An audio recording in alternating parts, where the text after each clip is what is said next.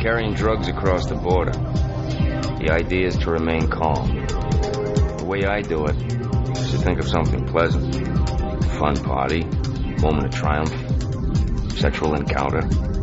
I actually project myself to that place. A little transcendental meditation, if you will.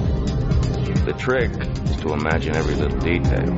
Anything to keep your mind off the fact that you're going to jail for a very long time if they find 15 kilos of blow in your suitcases. Hey. What's the problem? What? With the car. What's the problem? Just get out of my fucking face. Who are you? We're still in the fucking car. What's it to you? It's my car.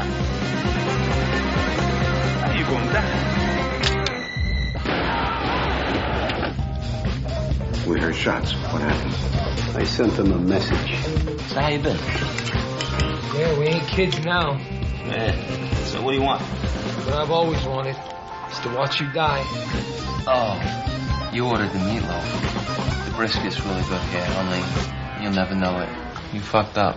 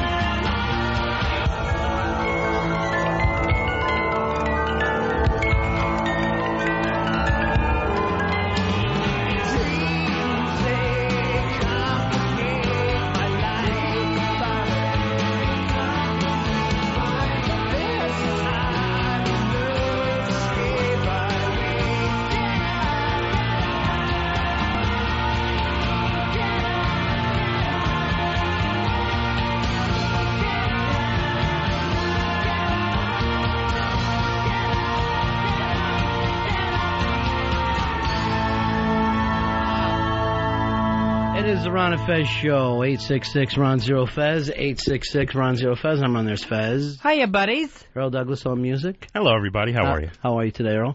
I'm okay. Feeling a little better? Going to pay attention to the show today? Remember yesterday you were a little... Yeah, I'm a little there. flighty, a little crazy. I'm there, boss. All right. You don't have to call me boss. That's Springsteen. Okay. I'm That's there, how Ron. flighty he is. He thinks you're Springsteen. I'm not Bruce.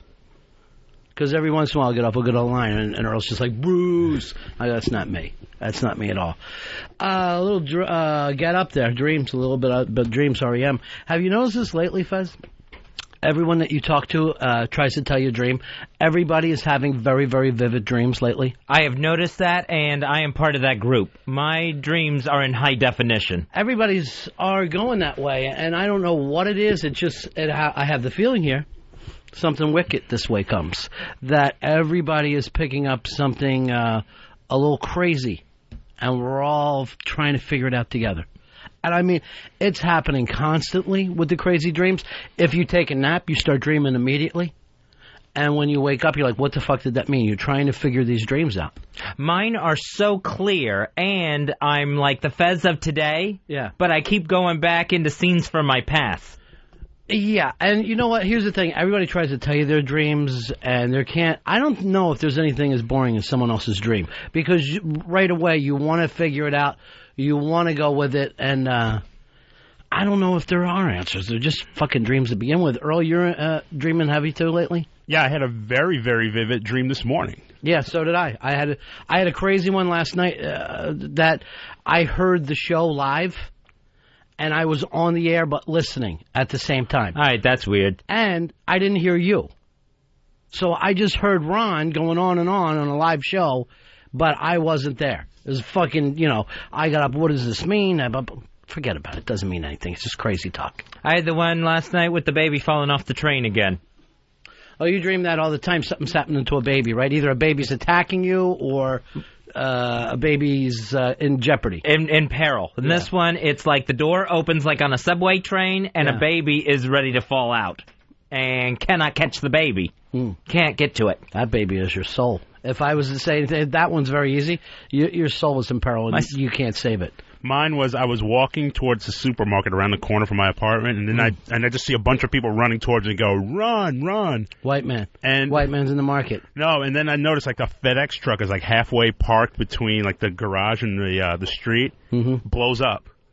Completely blows up, and everything surrounding it is in complete carnage except me. All right, FedEx, what is that? Federals, X, Malcolm X. Who blew up Malcolm X? Who killed Malcolm X? You always believe the feds. Who knows it? You.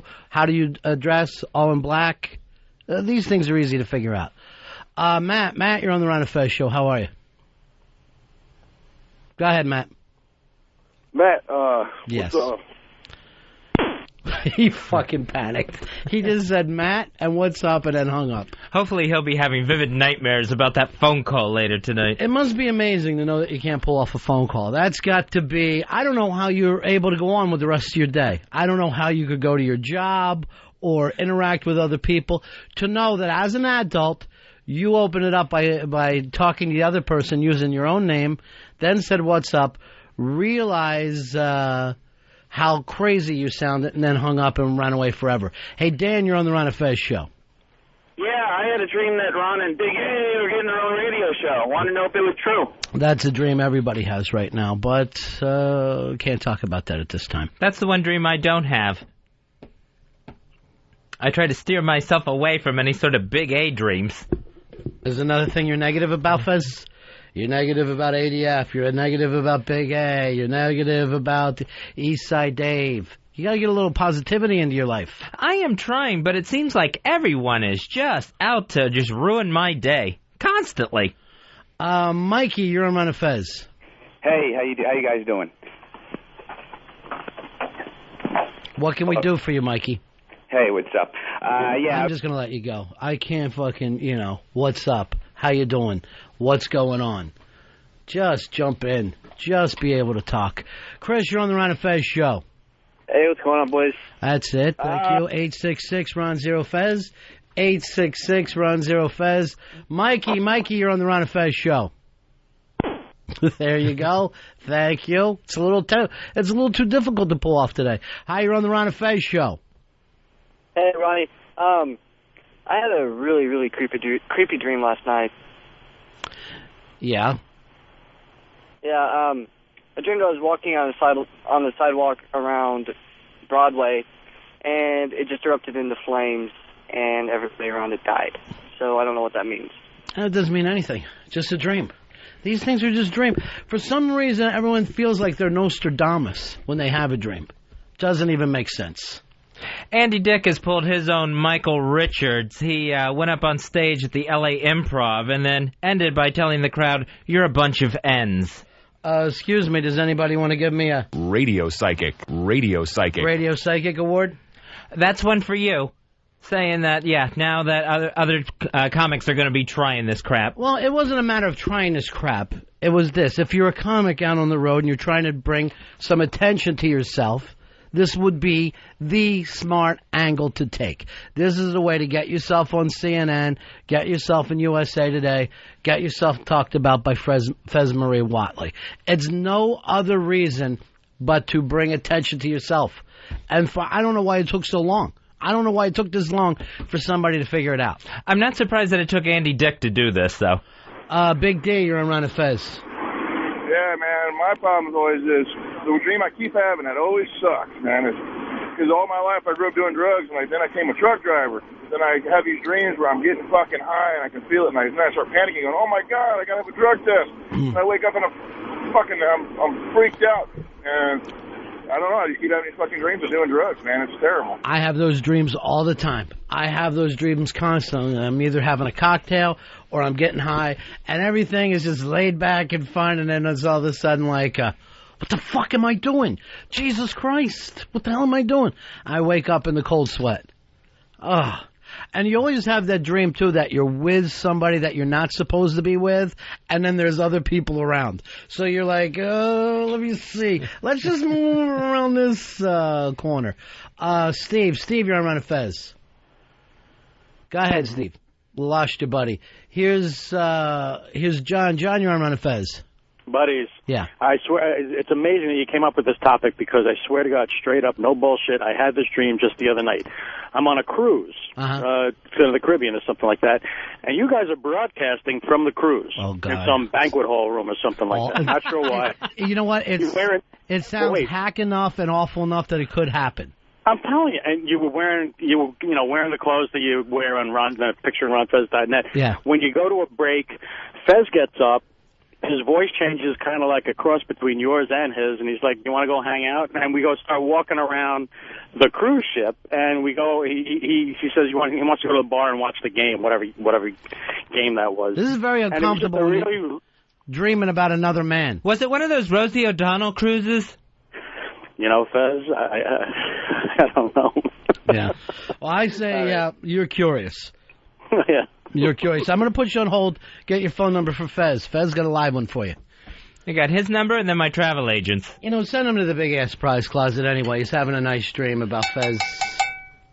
He'll get a DVD copy of The Who live at the Isle of Wight Festival, courtesy of Eagle Rock Entertainment. Contains the classic 1970 performance, and that is in stores now. What year is this that we're handing out Who live things? 1970. Let me go over here to, let me go to Jay. Jay, you're on the Ron and Fez show. Buddy. Yeah, buddy.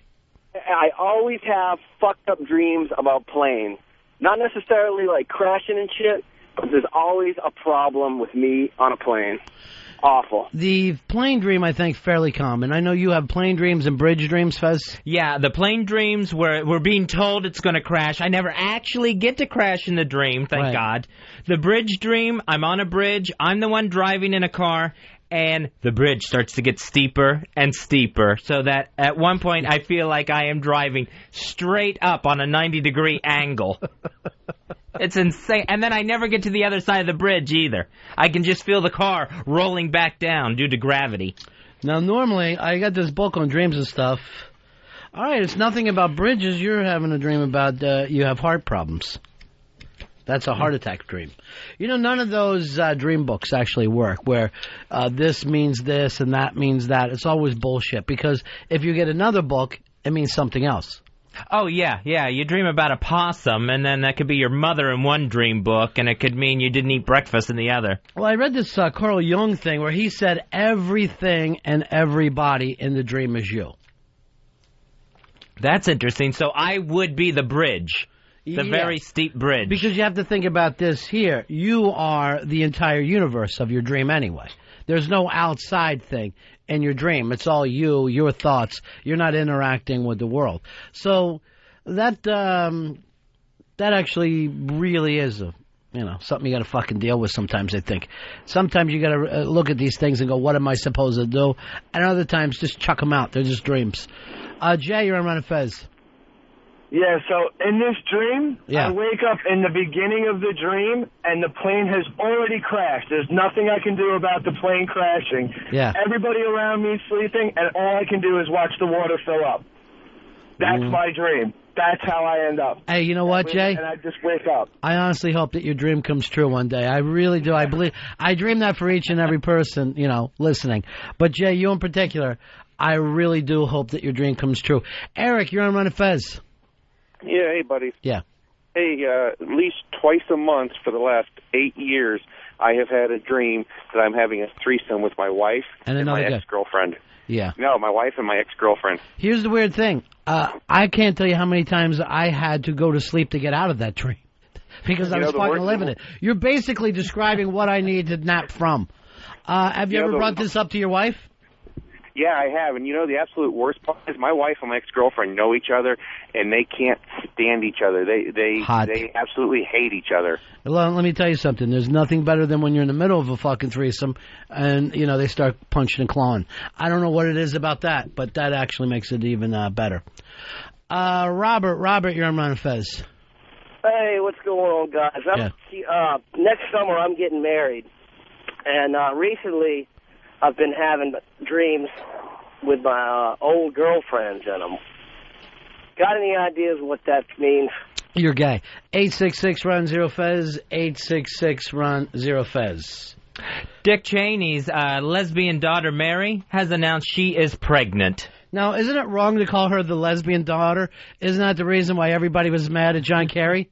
Well, he's got 2 daughters, so you want to tell them apart. But when John Kerry said that, why did the entire country yell, low blow? Yeah, they thought he shouldn't have been bringing it up at all, talking about Dick Cheney's home life. Right. Well, I mean, why is everybody comfortable with doing it now? This is what always surprises me about, some people get in trouble for speaking out against the war, and now you hear, Republicans going, I don't think the war's going well.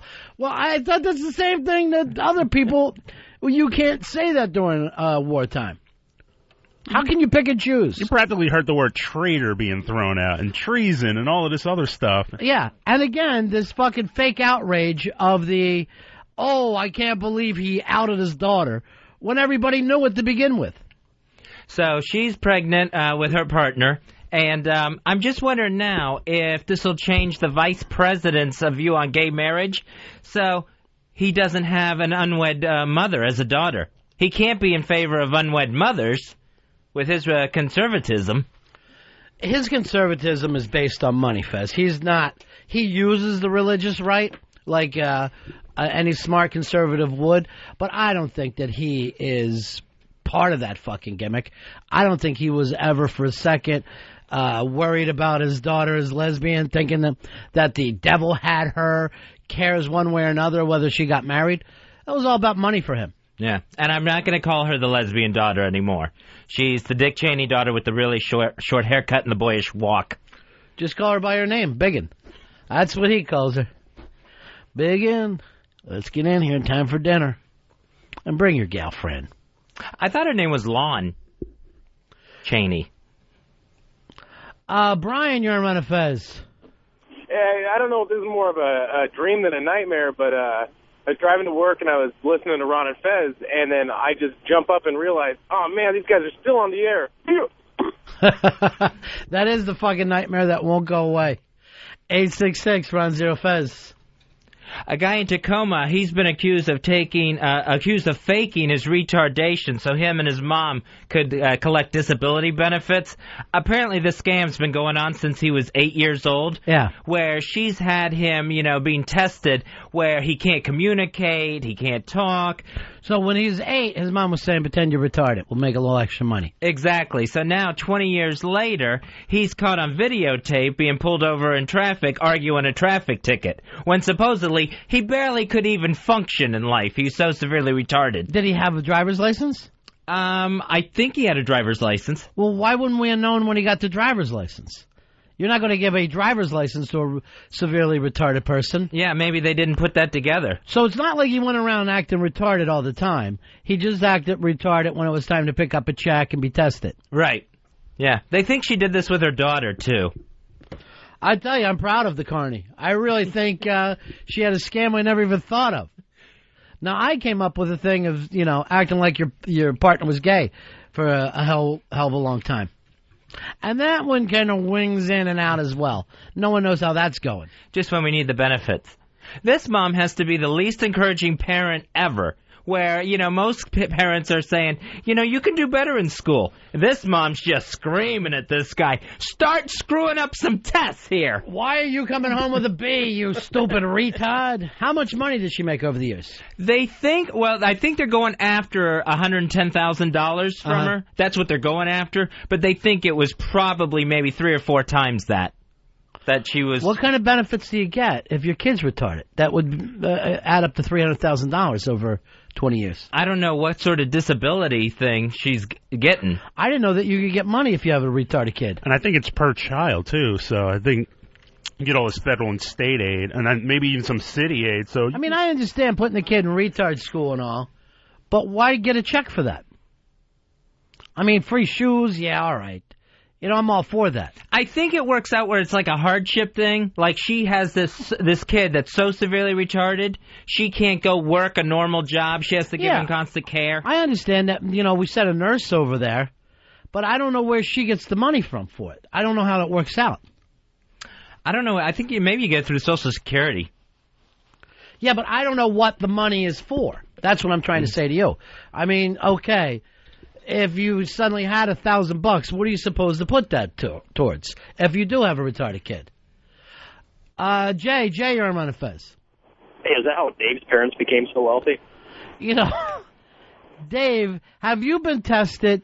Because I know that you told me as a little kid you had brain damage from being dead for half an hour, right? Yeah, I had a couple incidents, but the one was was drowning. And when I was about a year old, and I was clinically dead for 20 minutes. Now, when that happens, you stop getting oxygen to the brain, and basically you become brain damaged. Yeah. Have you been checked for brain damage? No, I haven't been checked because I know all my ABCs and everything. I feel like I'm a very normal person. Yeah, you are. You're like Rosie O'Donnell in that movie. Like, you're functioning to a certain point. You know how to catch your bus and everything. And yet, there is also something very off about you as well. And also, my brother hit me with a knuckleball. He was trying out a knuckleball when I was like a couple years old, and he hit me right in the forehead. Well, how fast could that be going? I don't know. It's not like you got hit by what? 18-mile-an-hour pitch? Stop being a baby. Rub some dirt on it, take a lap, and forget about it. That was a year, though. Sean, you're on Ron and Fez. Yeah, what it'd be is a SSI that she was drawing, and she would draw it in his name. All right, so actually get the check. So you get a check for hardship, right? Right, where he's legally disabled, but he can't draw Social Security. So she would get a check in his name for SSI. Yeah. And this kid had to act retarded all the time and couldn't go out and get a job or anything. Right. All right. I give him all the credit in the world for the scam. I do like the scam.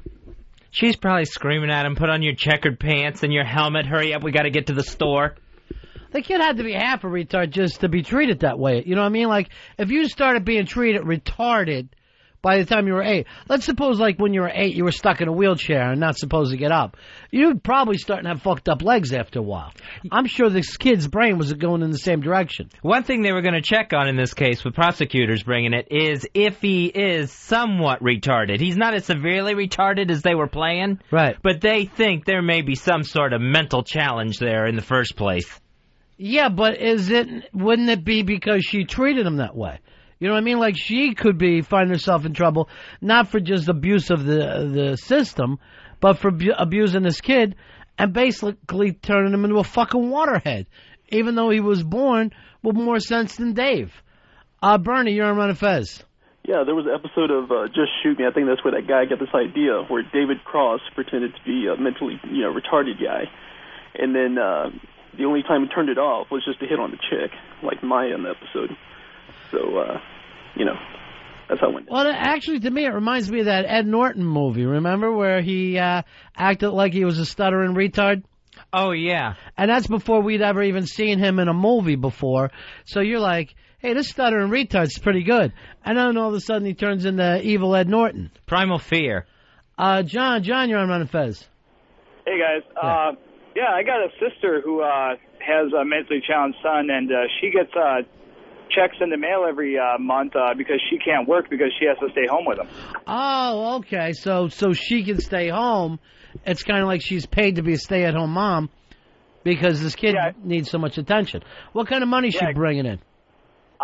She's never really just, says how much she's getting. I just know, it's not a lot. It's enough to the bare minimum to live. Yeah, I mean, the way Fez is making this sound, if you start to put the numbers together, they're only hitting her for like $10,000, $11,000 a year, which isn't enough to live on, but it's a nice little extra cake to have for doing nothing, just for acting retarded once or twice a year. Yeah, a little drool gets you $11,000. I give the kid all the credit in the world, though, to be able to pull it off. I mean, if you started acting retarded and I took you into a shrink, I think you'd get busted.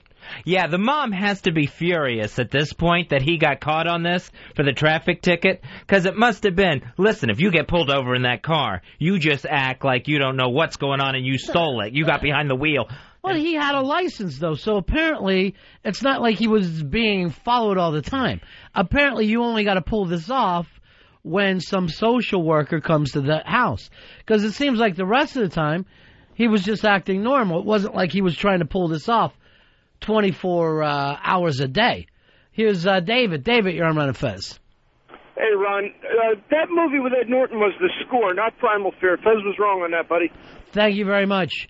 866-RUN-0-FEZ. He also acted retarded in The Score. Oh, okay. This guy acts retarded a lot. One, he was a stuttering shy boy. That's the one that you were talking about, Fez. Yeah, the Primal Fear. Yeah. And The Score, he was acting like a fucking retard, and it got him to he was able to walk around the safe and all, and no one gave a shit. They're like, go ahead, Ed Norton, you clean up in there around the priceless art. Oh, I thought you were looking at me. I pointed to Earl. I thought he wanted something, but he ducked after I said it. Here's Chuck. Chuck, you're on Ron and Fez. Yeah, they say that most Tampa Bay Buccaneers fans are mildly retarded. Ouch. 866-RUN-0-FEZ. A few years ago, Fez, you were flying high. Yeah, I had a Super Bowl championship that I can still brag upon. Was that 3 years ago or 4 years ago? It'll be 4 years ago in January. Wow. Time flies when you're not winning Super Bowls. Wow. Amazing to remember back when that team was good. And only one decent year in those four. Decent? Please. Backing into a fucking playoff, that's decent for you now, I guess. I'll take it. Kind Bud, you're on Ron and Fez. Boys, love the show. I was watching Victoria's Secret Runway last night and saw Guselle, whatever her name, and thought of Leo. You know, remember What's Eating Gilbert Grape? Yeah. He played a retard, and man, they must have been getting some kind of money because his mom was fat. Kind. Think before you call. 866-RUN-0-FEZ. Yeah, he got nominated for an Oscar for that, too. He was amazing. That was a great, great role for little Leo. That was excellent. He was an excellent retard in that one. You would swear he was really retarded. Dave, you're on Ron and Fez. Yeah, if that woman was getting more than $10,000 a month, we as taxpayers would be suffering bad, going bankrupt. We'd have to support the whole state of Alabama. See ya. Here is John. John, you're on Ron and Fez. Hello? Yeah. Yeah, hey, they got videotape of that kid. He didn't just argue the ticket out in the street. He went as far as showing up at the courthouse. They have him on videotape showing up in court fighting the ticket, and the state's attorney brought in a videotape of him fighting the ticket in court, acting normal, and then they showed him at his last evaluation acting retarded to get the money from Social Security. They're showing both, and they're trying to get him back to pay $111,000. Thank you very much. See, that goes to show you, Fezzy, that it wasn't even in front of his mind. This is something that they would just do every once in a while. And, of course, the system is so big that, they didn't think they could ever get caught. And just the opposite of you saying, like, they were paranoid, the mother was paranoid. They were cocky as hell with it. Remember, we're coming up 3 months. Put on your retard shoes. We got to go pick up a check. All right, 866-RUN-0-FEZ. The guy who called in did his retard joke about Alabama. Did you notice this about even Southern people? They will always use Alabama as the punchline, where I guess you could be living in fucking Georgia, your trailer's up on blocks, and you're still doing Alabama jokes. Yeah, I don't know why Alabama gets picked above, let's say, Mississippi or an Arkansas. North Carolina, the Carolinas are never getting used. Yeah, the Carolinas, they just breeze through with no dumb jokes about them at all. It's like they're affluent or something. You know, with where they're able, like they're like the rich South or something. Georgia more or less gets along okay. You never hear Louisiana jokes, Texas jokes. Alabama gets bashed, and then Arkansas also gets a little bashed there. Tennessee always gets a pass too. Tennessee gets a pass. Kentucky gets a pass. So I don't know why Alabama gets picked on the most. Maybe it had something to do with the fact that, I guess during the civil rights movement, they were so in the forefront of how against it they were that they just got lumped in with just dumb. Normally that would be a compliment, or I hate to break your heart here, but normally that would get over nice. I guess just from a national consciousness, everyone associates Alabama with just backwards behavior. Here's Jim. Jim, you're on Ron and Fez. Hey, but boys, Hey, buddy. Sylvester Stallone, he played a retard in all those Rocky movies. No, that was his wife who was retarded, Adrian, that he had to take to the zoo. I'm trying to think, are there places like we had the New Jersey-Long Island fight? Are there other places like that in the country where they battle back and forth? Like, I know, being from Philly, it's like we didn't really care much for Pittsburgh, but we weren't obsessed with them. Right. You know what I mean? Like, you didn't really think that the other side of the state had it together. But it was never this New Jersey, Long Island battle like we hear around here. No, because, I mean, we have passion about it. We do not like each other, and we know, New Jersey's the real champions, and that's the way it is. But why care? I mean, you're really leaping over Staten Island, you're leaping over New York to fight with Long Island. Well, ultimately, I think we're very, very similar places, and I think that's what gets us mad, is because Long Island... No, they got big money up there, and they're not destroyed by industry. Yeah, but we got big money down in New Jersey in certain places like Rumson, where the Bruce lives, and everything like that. It smells, Dave. It actually smells. Only on the All right, turnpike. 866-RON-0-FEZ. 866-RON-0-FEZ. Mark, you're on Ron and Fez. Hey, boys. Forrest Gump, the biggest retard from Alabama there ever was. Yeah, Forrest Gump, when they said Alabama, it just got a pass. There was no way you write that story and he's like from Vermont. It wasn't going to happen. Mango, you're on the Ron and Fez show.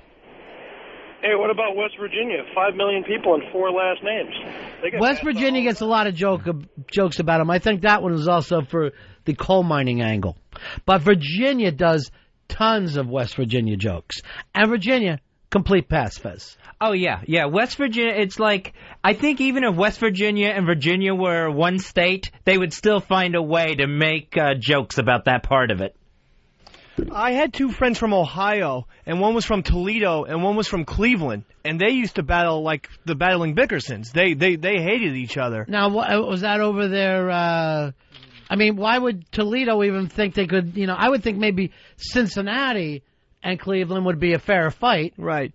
But Toledo has nothing, right? No, I mean, Toledo has the Jamie Farr Classic, which is the golf tournament he puts up. And I think a lot of people from Toledo thought... But they don't have any sports teams. They're not known. No, except for minor league ball. But I think Toledo people look at Cleveland as like it's dirty and everything, and Toledo's like a cleaner version of Cleveland, essentially. I'm not getting it.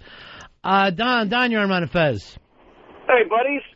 Hey, Ron, you just tried to run Earl on that whole Alabama thing, and Earl stood up for himself. What's going on there? This is a new Earl since Mr. Perfect. He's not a yes man anymore. And people haven't adapted to that. But since he became Mr. Perfect, he has his own opinions now. Don't you, Earl? Yes, I do, Ron. You're just agreeing. You just fell right back into it. But God damn it, you made a liar out of me. I really wanted you to be there this time. John, you're on Ron and Fez. Yeah, the whole state of Tennessee hates Memphis. In fact, we all call it Memphrica. All right, so let's get through this. Tennessee hates Memphis, the rest of it. Yeah, the whole state. They just despise it. They won't even cover stuff on the news in Memphis up here. Now, why would you hate Memphis? I don't know. The joke around here is we try to give it to Arkansas and they wouldn't take it. Now, but here's what I don't understand. When you go to Tennessee, the one cool place is Memphis. It sucks. No, it's not. No, that's what the tourists, they try to sell you that, but it's horrible. The place sucks. What's so horrible about it? It smells bad. The people there, there's nothing to do but party and play blues. The blues area down there kind of sucks. You gotta come to Nashville. I've been to Nashville. It fucking it reminds me of a goddamn e-ticket. It just seems like a theme ride the whole time you're there. All right, there you go. The rest of Tennessee, Fez, hates Memphis. Never knew that. I never knew that one. It sounds like a jealousy thing to me. Travis, you're on Ron and Fez. Kansas City, St. Louis, boys. That's a feud right there. Go KC, punching out. Now, hold on before you go. Is this... All right, he just left, so I'm going to pull to St. Louis. I'm going to be on St. Louis's side here. But some of this stuff, I think, just has to do with sports. Like the Boston-New York thing is really about baseball and nothing else. Right, yeah, I agree with that. It's some of the man-made rivalries from college and that sort of thing. Well, what I'm saying here is that New Jersey and Long Island, they don't even compete in anything. There is no reason to have this. It's not like it's a Michigan versus Ohio. Oh, I see. This goes all the way back to sports. They fight over economic things, social things. And I think we also fight about wanting to be, New York City's little brother. I mean, I think we both fight for those type of people, and we want New York City people to come to our little areas. But here's the thing. Long Island is New York, where New Jersey isn't. Right, but Long Island's not New York City, per se. So I think, we have just as much to right to say we're Little New York or New York Junior than Long Island is. I know that you feel that way. I just wonder why. All right, here's Jason. Jason, you're on Ron and Fez. Hey, how's it going, guys? Yeah. Hey, I was raised in the Texas Panhandle by two of the biggest racists. My parents just hated everybody, and on the top of their list were Okies. And to this day, I have no idea why they hate Oklahoma so bad and the people that live there. All right, this is Texas and Oklahoma don't like each other?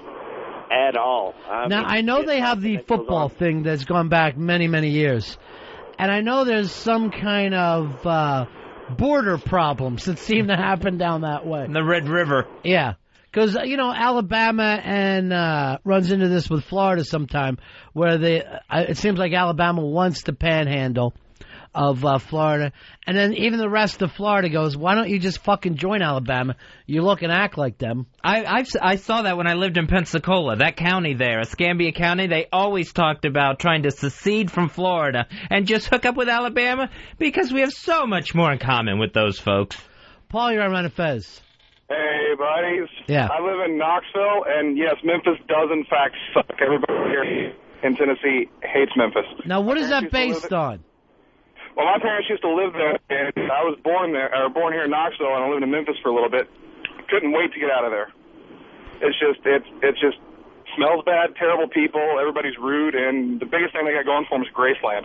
All right, 866-RON-0-FEZ, 866-RON-0-FEZ. But I would think Memphis would be bringing in a lot of money for the state, at least from the tourism alone, because everyone goes to Memphis when you're in Tennessee. There's a lot of places that do well with tourism. Knoxville does well with tourism. Nashville, of course. Chattanooga does a lot of tourism. Tennessee is a pretty damn gorgeous state. A lot of things to do and go hang out there with. I found maybe the only cool part, though, to be Memphis. I hate to say that to the rest of the state, but Chattanooga is not as fucking cool as you think, even when you call it Chattaboogie. It still doesn't work for me. I mean, you got Graceland, you got Sun Studios, you got... Right, but I mean, yeah, it's really Beale Street. It all comes down to you can party on Beale Street, but a lot of times that means that the locals don't like it when there's a lot of tourists around. It's not like Florida likes Orlando. The rest of Florida thinks Orlando's fucking, geek town. Here's Jeff. Jeff, you're on Ron and Fez. Hey, buddies. I was thinking about Delaware. Northern Delaware's always fight with Southern Delaware. Tell them they're all hillbillies below the canal there, the C&D Canal. Well, the thing is they don't even use Southern Delaware. They say Lower Delaware there. Yeah, lower, slower, yeah. Yeah, lower is slower. And they fucking... It's... Fezzy, when you get out of the rat race and the mindset that is Wilmington, Delaware, the metropolitan area, and you start to get a little further away from Newark, away from Claymont, all the way down south where the radio station reaches the beaches, they start it's two different lifestyles. And my brother's from Wilmington, and he hates those people. He says those people. He refers to Southern Delaware people as those people, like it's some sort of racial term. Is that right? Yeah, not fan at all. Isn't that the way it is in Michigan? Doesn't like the lower part of Michigan make fun of the Upper Peninsula? I don't even understand the Upper Peninsula. I don't know how our country ended up with it. I don't know what it's doing with us. It's a very, very bizarre. And I didn't know people lived up there. I know there were bear. Yeah, it seems like it should just be a hunting preserve up there. And part of Canada. Wes, you're on Ron and Fez. Hey, boys. Yeah. Hey, I got to call in and defend Memphis. All these guys coming in and bashing my hometown. Man, Memphis is a great town. I was born and raised. There's so much to do. Earl said it. Sun Studios, Beale Street, Graceland. I don't know where all the hate's coming from. Well, these guys must be from East Tennessee. Yeah, the funny thing is, Wes, it comes from only your own state. Around the country, I think people actually, anyone who's ever been to Memphis loves it. It's really a beautiful place, great food. The barbecue is amazing. The partying is amazing. But why the rest of the state hates you, I don't know. Jealousy is the only thing I can chalk it up to. I think it's because there's some interracial dating that takes place in Memphis. Well, yeah, there's a bit of that as well. But, you know, a lot of these guys, they come in to see Graceland, and Graceland's not in the best part of town. Right. Years ago when Elvis was living there, yeah, Whitehaven was the shit. Yeah. But nowadays, you know, that whole area is run down, and maybe, you know, that's what they see. They don't see the rest of the town. They don't see Beale. They don't see out in East Memphis where all those rich folks live. All right, thank you very much. Let me go here to Jackson. You're on the Ron and Fez show. Hey, buddies. Northern California, Southern California, they hate each other. Very little in common, right? Completely different types of people. Yeah. Northern California's got all the kind of the tree hugger, environmentalist type people. Southern California, movie star, fake plastic surgery type people. Just, they hate each other. You know, the other weird thing, too, is like all the, it's like lower California, Southern California will get the commerce thing, but all the intellectual stuff, the arts, is always thought of as Northern California. So that also makes Southern California act like, well, what are we, fucking dopes? What are we, idiots? Muscle heads. It'll kind of hurt your feelings a little bit. Sometimes when people are just complimenting someone else.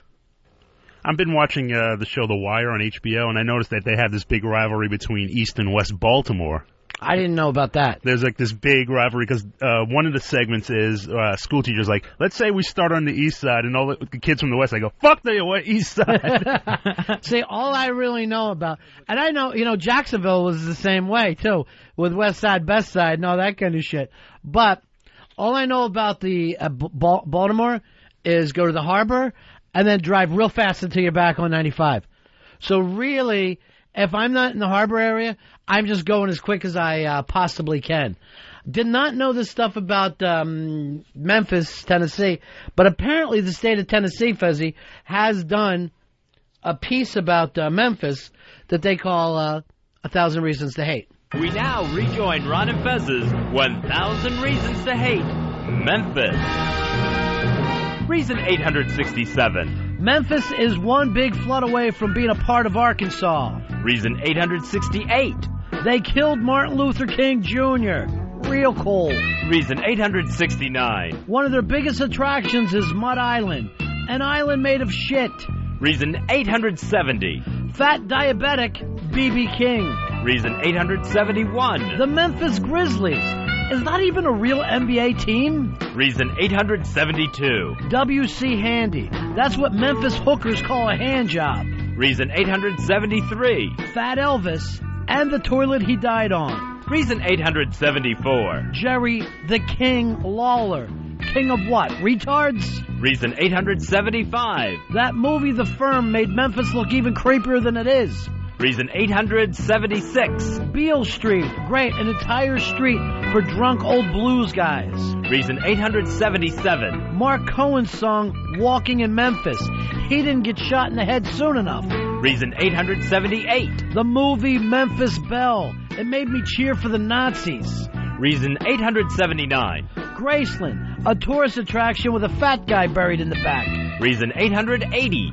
Inbreds. We'll be back with more of Ron and Fez's 1,000 Reasons to Hate Memphis. Memphis, just the target of some hate from all the rest of Tennessee. Finding that out. Ron and Fez Show, 866-RON-0-FEZ. That's 866-766-0339. All right, here's Tim from Alabama. Tim, you're on the Ron and Fez Show. Hey, I got a couple quick things there. They got called about Memphis and the rich people out east of Memphis. That's not Memphis. That's called Collierville and Germantown. And I live in Alabama, and I want to defend Alabama. Our motto in Alabama is at least we're not Mississippi. See ya. All right, peace out. So Alabama and Mississippi will kick the dust up every once in a while, Fez. Yeah, and you know what? I don't think his defense is working. Kevin, you're on Fez. Hey, buddies. Yeah. The big rivalry between upstate and the city. You think we're all a bunch of country bumpkins, and, well, we don't think much of the city. We kind of wish you'd give it back to Jersey. Now, what part of the state are you from? Up in Utica. Utica. Fez, get out a map here. Let's try to find Utica. Utica. Wow. East of Syracuse. East of Syracuse. Syracuse. What? Can't find Syracuse either. Got to find that to find Utica. All right, I got the Bronx. How far are you from Yonkers? Upstate in Yonkers. So you're north of that? That's the big rivalry. See, you guys don't. We're all a bunch of country bumpkins up here. See, here's the thing: for a rivals to take place, both sides have to think it happens. You can't be rivals unless the other side knows who you are. The weird thing is about New York City is they will call really anything upstate. If you are like going 2 miles above the Bronx, people go, you went upstate yesterday, huh? How was it? It's beautiful up there? I'm like, it's about 8 miles from here. Seriously, do you get a room? They do not understand leaving the city. If it's a rivalry, it's like the Generals and the Globetrotters. Gary, you're on Ron and Fez. Hey, Ronnie here, Fezzy. Yeah. Hey, I'm from East Tennessee, and I'm a truck driver. I personally hate Memphis because it stinks. It's just nothing good about that city other than Graceland. But East Tennessee's got a whole lot to offer. We got the Bristol Motor Speedway, you got Gatlinburg, you got Pigeon Forge, Dollywood, you got Kingsport, Johnson City over there. And all right, hold on. Let's go through this. Over partying and the blues, you picked Dollywood and what was it? Pigeon Forge. Yeah, Gatlinburg and the Speedway. All right, yeah, you've made a fantastic case. I'm with you 100% now. Here's Chad. Chad, you're on Fez. Hey guys, that guy that talked about Northern California and Southern California, everybody west of Colorado absolutely hates everybody in California. They're a bunch of locusts. Because they come in with on their vacations with their big money and they take over. And yeah, they're all fake. Mm-hmm. Yeah, there is a lot of that. Florida will have that with the state of with New York too. They'll do it with Yankees in general, but New Yorkers in particular, because people will come down there and they'll go, "Why are you fucking closed?" In New York, this place will be open right now. So then the rednecks down there have to say, "This ain't New York, buddy. Take your ass back up. You weren't asked here." And then the next day, the place is bought out from underneath them. So no matter what happens, some guy's been living in a trailer with a view on the fucking of the bay for like 8 generations, and then some New York will come in, buy lots all around him, and put up a huge condo, and he feels like he's as good as dead. All right, let me go here to Chip. Chip, you're on Ron and Fez. Hi. Chip, go ahead, buddy. Hey, I just want to stick up for Memphis. We got all the badass shit in Memphis. We got the hookers, the booze, and we got the fucking Memphis Tigers kicking ass this season. Why does the rest of the state hate you there, though? Fucking jealousy. The other guy had it right. The only thing good in fucking Tennessee is Memphis. Everybody else is a bunch of country singing bastards. 866 Ron Zero Fez. 866 Ron Zero Fez. Both sides state a pretty amazing case. Can't beat it there. Earl, have you been to Memphis? Never had the pleasure, no. I will say this. It's the one part of Tennessee you personally would be comfortable. I can't guarantee your safety in the other parts I remember we did a stopover in, I think it was Knoxville. We went to Cracker Barrel to eat there, and I was the only black guy. It was like four of us, and I'm the only black guy. We got so many stares from the locals. Why didn't you tell me? I would have shown you how to go to the back door and wait for your food there, and you would have been more than welcome, standing outside the back door. Ty, you're on Ron and Fez. Yeah, Tennessee and West Virginia, Kentucky, they all hate each other, but the biggest rivalry is East Coast, West Coast with the rappers. Well, that has stopped. We did have that. That went very, very cool there until about 10 years ago. It doesn't exist anymore, does it, Earl? No, there's no real border war between East and West anymore, particularly after two people were shot and killed over it, apparently, but I think the whole... Well, only two famous people. God knows how many exactly. other people were murdered. I mean, now it's just sort of more... I think it's come back to a totally New York thing. I don't know. I'm very comfortable in the dirty South when I hear that rap. Here's Chris. Chris, you're on Fez. Yeah, hey, Ron. Hey, I was just going to mention on that Florida thing being like Alabama, the Florida Panhandle. I just drove through that Panhandle, and there's some scary people over there. Yeah, the Panhandle is, of course, a world of difference from, let's say, Miami. You know what I'm saying? Like, you're each saying I'm from Florida, but one place is like living in the country, and the other place is like living in the capital of the third world. It's just two different experiences. Didn't you tell me that your former intern, Tuttle, he was so far away from everything he couldn't get mail? He had to drive to pick up his mail? Yeah, Tuttle, no, he wasn't even in the Panhandle. He was in the middle of the state. But, yeah, that was a very, very country atmosphere there. It's weird when we go, okay, we're all Americans. We're all Americans here because a lot of times you have just completely different existence. Greg, you're on Ron and Fez. Hey, Ronnie Fezzy. Yeah. Hey, what about Hawaii hating the rest of the goddamn nation? I mean, they're pricks over there.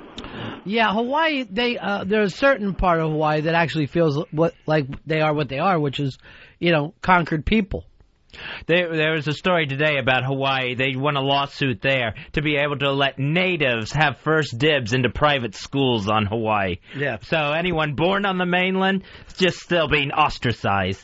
Now, how would you have first dibs to a private school? Well, I guess if there's some sort of admissions, or if there's a choice between we can take so many people, then native Hawaiians are actually going to have get in first.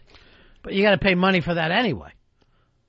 Yeah, that's true. I mean, it is a private school, so that's just like saying, Catholics can say the Catholic kids have first dibs. Doesn't even make sense to me. And what about, like, the second-generation group of, let's say, a New York couple moves to Hawaii back in the 60s, have kids, and their kids have kids. They're not necessarily... you're not a native. Of course not. But you grew up there. You were born there and raised there. Mm-hmm. And how many generations has your family been in this country? Earl, you should know more than anyone. Tons. Yeah. And what good's it to you? Nothing. Yeah. Greg, you're on Ron and Fez. Hey, what about the old Marcus Hook and Eddie Stone rivalry? That was one of the few rivalries that you would settle with a pickaxe. And I think it was the best way to go about it. 866-RON-0-FEZ, 866-RON-0-FEZ. My uncle lived in Eddie Stone, and the cops used to take him home when he was drunk. He would call the cops like they were a cab. You can't have stuff like that anymore. That relationship with the police is just over in this day and age. Well, let me just say this. They got to wet their beaks too, Fez. It's not like they went home broke. I was about to say, it's like you saved them a lot of money on fares, but hey, everything rolls back and forth. They bring up trickle down. Sometimes things trickle sideways. Sometimes there's enough money for everybody. Dennis, you're on Fez. Buddies, what's going on? Yeah. Dick Holder, 296 checking in. All right, buddy. Face! Gotta stick up for Memphis. I've heard too many people dogging on it. It's probably my favorite city in Tennessee. But I had a conversation with someone from Nashville about the layout of the flag and why everyone doesn't like Memphis. They said it's because of the black people there. They said that too many slaves were there, and they just kind of would rather that part of the city just go away. Yeah, I mean, the thing is, Memphis is a kind of urban area. And there's a mix of people. Even Beale Street to this day, it's always 60-40 blacks and whites. And to me, I consider that like a positive thing. But then again, I'm not a country music guy, you know. When I went to Nashville, the whole thing felt fake. When I went to Memphis, I felt like, okay, you know, keep your head on a swivel and have a good time. At the same time, you don't feel 100% like, hey, I can leave the keys in the car here. You gotta, you know, you gotta understand where you are right now. Ryan, you're in Ron and Fez. Yeah, hey, how you doing? Yeah. North Jersey and South Jersey. I went to college in Central Jersey, and they always differentiated each other. I'm from South Jersey. I'm from North Jersey. South Jersey has more of a Philadelphia feel, North Jersey, New York feel, right? Yeah, and I would Exactly. I would also say South Jersey has a little bit of a hick feel to it. So A lot more farms down there. Right, so North Jersey feels a little superior to them. Now, even though you are in the shadow of New York City, you're in the shadow of Long Island, somehow you still can feel superior to other people? Well, I'm caught right in the middle. I'm right between New York City and Philly, so I'm all over. That's considered South Jersey. Oh, I don't. I call myself Central. I just play all fields. Yeah. But when we had the Civil War, was there a Central? No. No, there wasn't. But hey, I feel like but we're a little bit closer, 20 minutes closer to New York City, so that's why I think I'm Upper Jersey and proud of it. Seth, you're on Ron and Fez. How about Hanukkah versus Christmas? Hanukkah versus Christmas. Not a fair fight there, is there? Seems a little outnumbered. Although I am very, very proud of XM Radio playing Hanukkah music this year. Yeah, we got a Hanukkah channel. Where is that? I don't know which channel is the Hanukkah channel. Earl, look that up for us. Yes. I know you had it the other day, right, Fez? We were going to talk about it on Monday. Yeah, I had heard about it, now I don't have it. Brian, you're on Fez. How you doing, Ronnie? Yeah. You know, although North Jersey and South Jersey hate each other, everybody hates Camden. You know that living in Philly. Yeah, that's a good point. Camden is left behind no matter what. And Trenton. Let me go over here to Justin. Justin, you're on Fez. Go ahead, Justin. Oh, hey, buddies. It's Dustin from Louisville. It's, hey, buddy. Louisville and Southern Indiana rival, man. All the Southern Indiana people come over here and we take our jobs. So we say, you know why birds don't fly upside down over Indiana? Yeah. It ain't worth shitting on. All right, peace. So you do the same jokes that they do everywhere else, except for you feel like that it's yours. The best-kept secret rivalry in the United States. Here's Bobo. Bobo, how are you, my friend? Hey, buddies. By the way, the Hanukkah channel, for some strange reason, it's number 666. Oh, yeah, that should be perfect to listen to. What do you got for us, Bo? There's a weird prejudice in Baltimore against hillbillies, the people from the Appalachian Mountains. And to call somebody a hillbilly in Baltimore is the equivalent of the N-word. It's the H-word. Yeah. And hillbilly comes from goat. It's just calling somebody that they're a human goat. But they're hated here. Well, we will always have the thing of urban people versus rural people, I guess. Yeah, well, you even had a guy, I think it was from Delaware or something, he referred to people in South Delaware as hillbillies. And there's no hills there. No. It's the flattest state you can imagine. That's like where the ocean is or something, right? You could, in Delaware, you could put a level there on the entire state. It's completely level everywhere. All right, thanks, Bo. Okay, love you guys. All right, peace. Hanukkah channel is channel 108. 108. If you turn there right now, they're playing the dreidel song. Again? Mm-hmm. All the great Hanukkah songs. Ah. Dreidel, dreidel, dreidel. That's a good one. Also, on the flip side of that is the dreidel song, but done a little slower. Dreidel, dreidel, dreidel. It's great stuff. What I like about listening to Channel 108 on XM is you don't have to wait too long to hear your favorite Hanukkah song. Mike, you're on Ron and Fez. Hey, boys. Yeah. Hey, listen, I used to travel the whole East Coast from Florida all the way in Tennessee. I probably had more sales in Memphis. They have the absolute best topless bars in the country. Is that right? Oh, man. Buck naked, couches in the back. They used to close these places down like every couple of months you'd go by there, there'd be yellow tape around it. It was fantastic. Well, like they say in the movie, life ain't easy for a pimp, right? You got that right. All right, peace. I like it. I like to see these places battle back and forth. I think it's good for you. I think it's good for your own town's morale. It really works out that way. Hey, we'll take a break. Well, first, Photoshop Mike has stopped by today. He's brought you something, Fezzy. Fezzy, he runs something you and Mike put together called the Watley Posse. And that's a posse of yours, right? That's what it's intended to be, and I had nothing to do with putting together the Watley Posse. That was all Photoshop Mike here. Mike, it's really doing well, though, right? It's going pretty well. There's over like 1,200 on the MySpace right now. Wow. That's too many. You can check that out. Oh, the posse. Now, what do you do with them? Are you turning them against ADF? Oh, I wouldn't mind releasing the posse, even though, I've never been affiliated, never condoned it. I wouldn't mind unleashing all 1,200 against ADF. I will say this, Fezzy. Randy, it was her birthday party that you started to attack, and some of the listeners started to attack.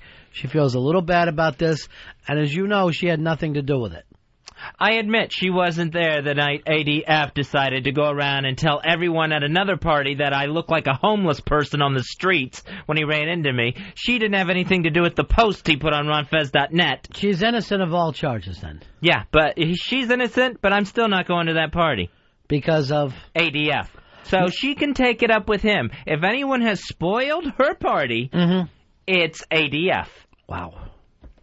I was hoping that you had that thing that I know you were saying is your Christmas thing. You were going to attempt to act more Christ-like. I was hoping that you would push it towards that party. No, I can't find myself doing that. Yeah. I've looked in my heart, Ronnie. Yeah. And in my heart, I realized I was right. Anyway, Photoshop Mike, how are you? Not too bad. How's everything going? Do me a favor. Don't unleash the posse on this party. Okay. Keep it comfortable. I don't want him unleashed. Unleash the posse! I don't even think I think they're a lot more passive than you think, Fez. Well, we're always looking for new members, actually. You can just go to MySpace/The Watley Posse. Isn't this posse somewhat ironic? Yeah. Oh, yeah. I thought so, too. I wouldn't mind the posse so much if it had a different logo.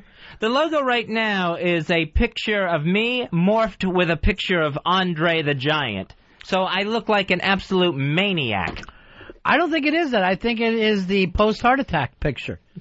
Well, there's two logos. One is the Obey Fez logo. Yeah. Right. And then the other is the Fez Watley Has a Posse black and white logo. Yeah, you see, here's the black and white one that you just mentioned. And it also has next to my morphed picture, morphed, by the way, 7'4", 520 pounds, Fez Watley Has a Posse. Are these stickers? Those are stickers. You know what I'd like to do? Is that we get some of those stickers for the walk down so that O&A are forced to walk past the Obey Fez signs. Well, I'll tell you, anybody who, the next 100 or so people who join the MySpace Watley Posse page, I'll send them one free. All they got to do. Really? Yeah, the next 100, just go ahead. Free sticker, huh? Send me the address, yeah. What if we have people call the radio shows and go, Obey Fez? Hey, I'll give them one, no problem. And it'd be like ESPN, Obey Fez. And then that's it. They're so cool, they even have their own song. Yeah, we do. All right, let me hear. 7'4", 520 pounds. Watley has a posse. Obey Fez. Obey Fez. Watley has a posse. And when you put on your Watley Posse t-shirt, you let everyone know where you stand. Watley has a posse. The Watley Posse is taking over the entire world, 'cause Photoshop Mike and Mikey Boy started it all.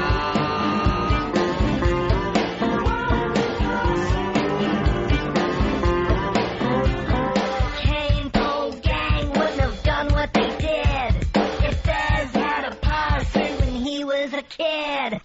7'4", 520 pounds. Watley has a posse, and all you have to do is obey Fez. Watley has a posse, and when you put on your Watley Posse t-shirt, you let everyone know where you stand. There it is, the song that Fez co-wrote. I think he wrote the lyrics with Paranoid. I didn't write any of that. I have nothing to do with the Fez Watley Posse. By the way, Perry wants to be called Chi-Town's very own Paranoid. Or Chicago bluesman Paranoid. He's in Chi-Town now. This new love in his life has just changed him. I don't know if it's for the best yet. I'm not sure, but it has changed him. Well, I'll just point out to her, things are going to change for you too, honey. Because every manic depression has another swing.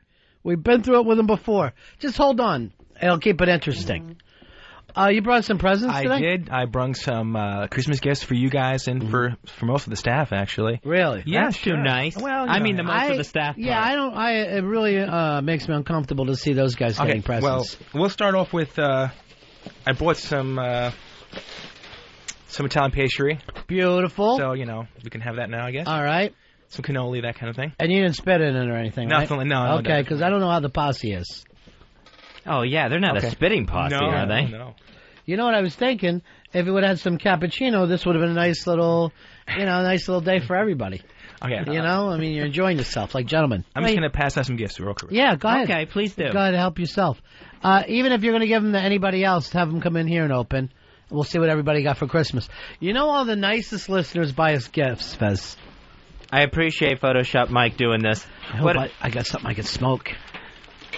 What would be nice is if someone comes in here to get a gift and it ends up they weren't on the list. Yeah, that'll be bad. That's what I'm hoping for. Yeah. Well, you open that one last there, Fez. That's pretty cool. Open that last. Oh. To me, my favorite thing is these stickers. Yeah, I don't, like I said, I don't affiliate myself with the Watley Posse, and I'm sure it's a lot of fun exchanging stickers back and forth, their activities they do. And don't forget when you punk other radio shows, a Bay Fez, and then you hang up. But if they wanted to focus on unleashing themselves on ADF, that might be a more worthwhile endeavor. Okay, so Ron, you got a couple of gifts right there. You can go ahead and open those up. Does it matter what? Well, the smaller ones are usually the first. Smaller ones are like the funner ones. Yeah. I mean, like, y'all got the same thing. Okay. I hope this is something with. I remember a while back you were talking about. I'm ready to start crying here. It's the greatest film of all time. John Travolta's own. The Boy in the Plastic Bubble. Nice. Oh, my God, I'm in a bubble. I'm in a bubble here. Unbelievable. Thank you very much. That's for Earl. I got some things for Earl. And these are for it's for Bronx Johnny, for Pitts, and for Bill. I also want to point this out, that starring in this with John Travolta, was the great Glynis O'Connor, Fez, who you remember from Brady Bunch. Yeah, she was one of Marcia's friends on the Brady Bunch. And she also showed her tits in a film called California Dreaming, which was Pause, Jack, Pause, Jack. Keeping with the theme, I also got a DVD featuring John Travolta in The Punisher, the latest Punisher movie that came out starring Thomas Jane. I like the theme of John Travolta gifts. There you go. Well, I know you said you never saw that before. I've never seen this. I mailed a copy here a few months ago, and it never made it to you. That is the second time someone has sent me a DVD here, and I have not gotten it. It came in a box of chocolate. It was Swear to God, studio, I never saw it. Never saw it. My big defender, the Blowhard, also sent me one that never arrived. What do you call me your big defender for? Because he was the one who sent me an email when all this ADF crap started that said, listen, joke or no joke, the constant Fez bashing has got to stop. And I appreciate him, someone out there on the internet sticking up for me. You hear that? Everybody leave the faggot alone. That might fall under his category. I thought I was joining the team. I thought I was a member of the posse. I got the stickers. You're definitely a member of the Watley Posse. Am I? Oh, yeah. Good. And I got this for Eastside Dave. Right. Eastside Dave? Wow. Yeah. Thank you. Well, it's like a double. It's double. Hopefully, he'll be able to use it in moments. Actually, we'll see. Oh, good. Oh, thank you. Should I open it? Yeah, go ahead and open up. I also got a Batman Pez dispenser. Oh, nice. All superhero gifts so far. Yeah. The last one, you're actually going to get a kick out of, I think. This Christmas thing is working out for us, huh? Plus, yeah, it's only the 6th. You guys were mentioning that, RonFez.net wasn't coming through with all kinds of gifts and stuff. I said, nah, not this. The Watley Posse will. Definitely. Even if RonFez.net. No, definitely RonFez.net. They rock. Yeah, they've forgotten us. All right, what do you got there, Dave? This seems like a holiday pack of bottled up soda, which is like there's turkey and gravy soda. Oh, is this Jones? Is that who makes this? Yeah. Yeah. Yeah. I've done that before. Open those up, Dave. You're going to love them. Sweet potato. Yeah. You know how you spend your time alone. Yeah. Well, now with a 6-pack, you can feel like you're part of a family. And there's dinner rolls. A holiday dinner in a bottle. They got an antacid flavor in there as well. Oh, very nice. Yeah. I'm going to try the sweet potato first, because that's what Mommy always liked to make. Yeah. Yeah, my Photoshop Mike, he got me a nice black tie. A beautiful black very tie. nice for you, Earl. How's the sweet potato, Dave? Yeah, it's not, it's still okay. It's a little, yeah, I mean, I guess it's like sweet potatoes. All right, what other kind you have in there? There's turkey and gravy soda. All right, do me a favor. Yeah. Take a big slug of that turkey gravy. Okay. You're going to love that I'm one. going to chug it. Yeah, Like that. yeah. That's it. Enjoy. Keep going. Keep going. He's looking for the bucket. All right. Yeah, I need a bucket. For real. Get the bucket. That is, What's wrong? That wasn't so great, actually. Yeah. I can't- I've had that taste before. turkey and gravy. Yeah. Maybe I'll take another quick sip just to see how it... Yeah. Maybe it was the first one, you know? Yeah, just down that bottle. Oh, it's all dripping down the side of his face. Not so good? Not so good, Mr. B. Is that your favorite so far? What other flavors you have in there? I have antacid. Hey, have some antacid. I'll make you forget about pea soda? Yes. It tastes like pea. No, it's PEA, Mr. Oh, okay. Green pea. Then never mind then. That's delicious. Do I have to keep drinking this? Because this... Yeah, that's your vegetables. It's good for you. Finished your whole dinner. Or you don't get presents. I like real peas, but in the bottle form. Photoshop Mike also got me the book CBGB's Decades of Graffiti, and with an introduction by Richard Hell. Thank you very much. Yeah, you're welcome. Well, you know, I don't know if you noticed it or not, but when they closed that, Earl called me crying.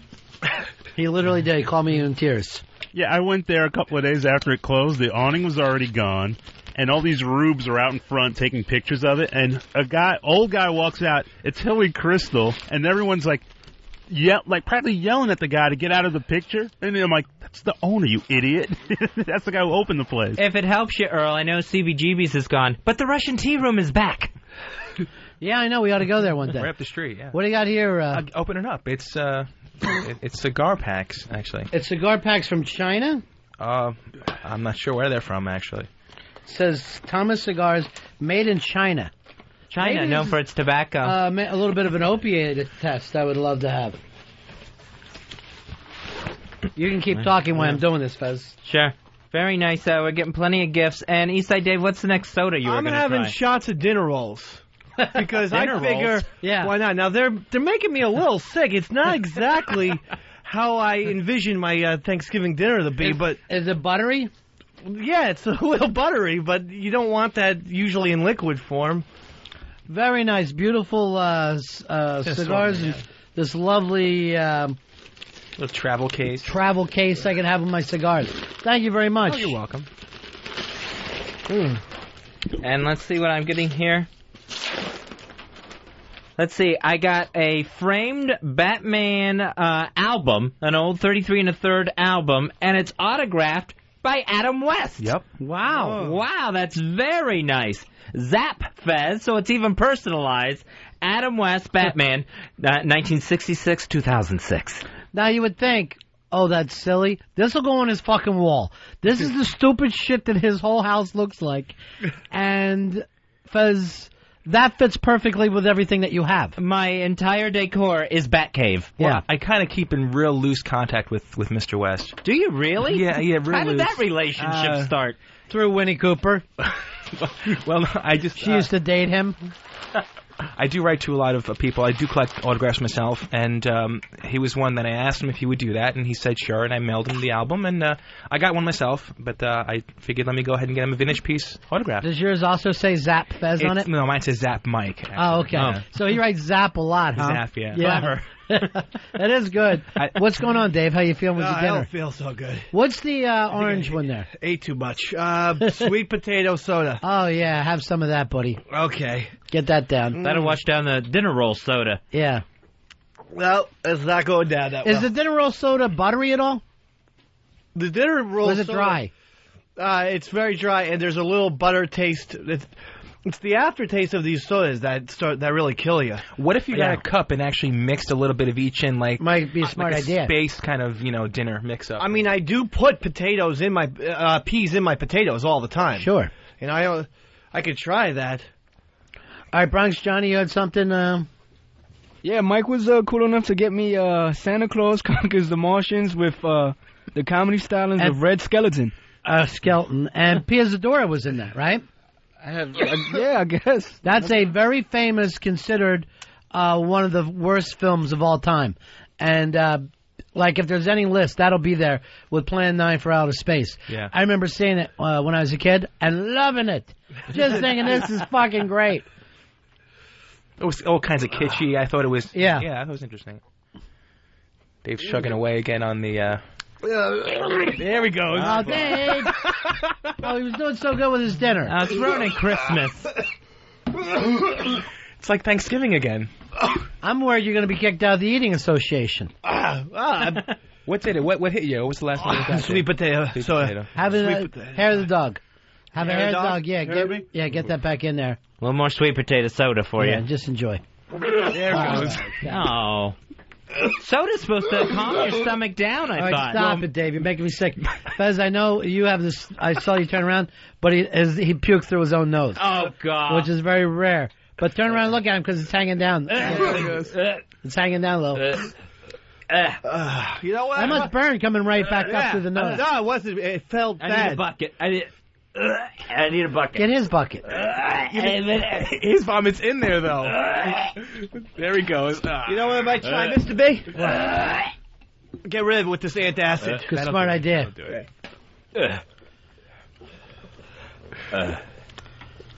He's really going to town. Yeah, you guys look pretty good.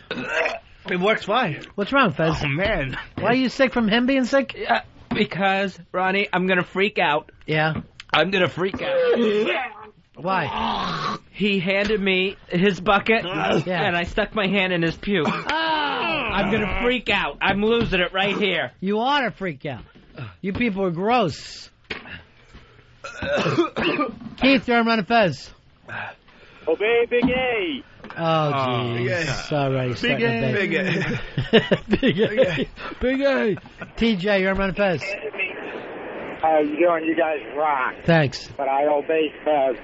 Thank you. There you go. That's the big posse. Although Big A posse might be great. You know, I kind of figured someone would do that by now, but, you know. The Big A posse would be amazing. Bap. Go way over the Obey Fez. I have a Watley Posse sticker in my bedroom. Why? And sometimes when Jack off to Claire and I are banging it, it does catch my eye a little bit. Hey, Claire, see you last night with your new head? Yeah, tears. What'd you think? Tears. Tears of joy? No, tears of if you do something like this again, another surprise after the whack bag, the shaved head. Yeah. There's going to be some problems. Like what kind of problems? Why are you being threatened? Yeah, like she's not going to come around anymore, you know, and spend time making me cookies and shit like that she usually does. Well, it'll grow back. I mean, you don't look bad with it. I told her Taylor Hicks better come in. I do look bad with it. In fact, I came into the studio today and Anthony's girlfriend was here and she instantly started cackling and called me a freak. Yeah, but you got a normal shaped head. It's not like a potato. It's a regular shaped head. Maybe she was just covering up on the fact that maybe she was a little attracted to you because you look so good with it. Oh, I wish that was the case. I don't think it was, though. No, I don't think it is either. No, it's not. I thought I just said, Tia's a retard. Oh, okay. His mom just makes him act retarded so they can get the Social Security benefits. You know, it's very weird. You guys are both puking. And I'm having one of these Italian pastries. Very, very nice. Where did these come in from, Mike? Right down the street from my house. I can't think of the name of the place, but it's in the shopping center of Linden. Is it Jersey thing? No, it's Flushing. Really? Yeah, Italian place, yeah. Very nice. All right, boys, why don't we do this? We'll take a break. You get rid of your puke buckets. Can we do that? Yeah, please. Ron and Fez show. Ron and Fez, XM 202.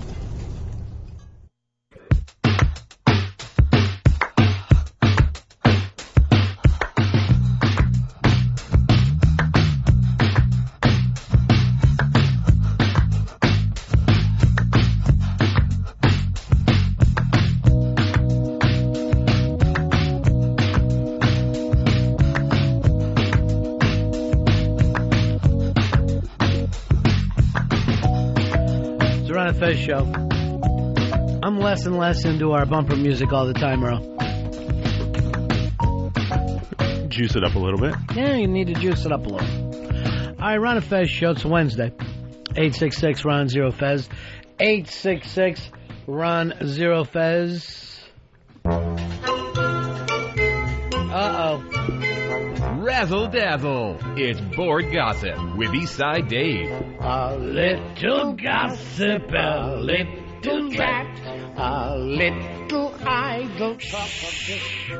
Board gossip time, starting off from ronfez.net. Your daddy was overheard asking the question, who would you rather have raise your kids if you died, Ron or Fez? Currently, 93% of the people would rather have Ron raise their children, with Fez getting 7%. I hope Fez I didn't lose any to other. I hope Fez likes Macaulay Culkin because it appears he'll always be home alone. I don't even get that. He'll always be home alone. No children. No spouses. Hopping over to Pal Talk, the gossip team has learned that Flea Man has lost his virginity to Massage Girl. Ooh la la. I hope she likes clowns and lions, because it seems Massage Girl has joined the flea circus. Stupid.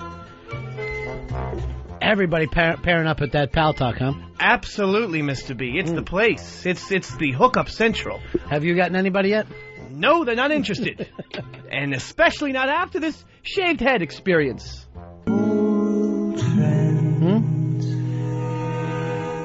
Now for a segment called Old Friends. Grim of Pal Talk and Snoogans of ronfez.net. Yeah. They used to spend lots of time together. We're at every function laughing and carousing. But alas, insiders report that Grim and Snoogie have had a falling out and aren't speaking to one another. Come on, boys, get under the mistletoe already. Otherwise, your holiday season will be a grim one.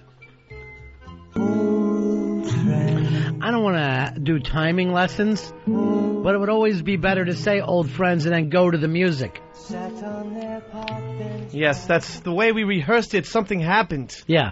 It's the fucking bump their heads on the way to a fucking joke bit here. Leaping to FBA, where the gossip team spotted a poll of whether Kent the movie guy should remain banned. 80 people voted yes, while 13 people voted no. Looks like he should change his name to Kent the book reader, because apparently he can't be the movie guy on FBA. Stupid. Doesn't even make sense. It's not an insult. Now it's time for Who Could It Be? Who can it be now? Who can it be now?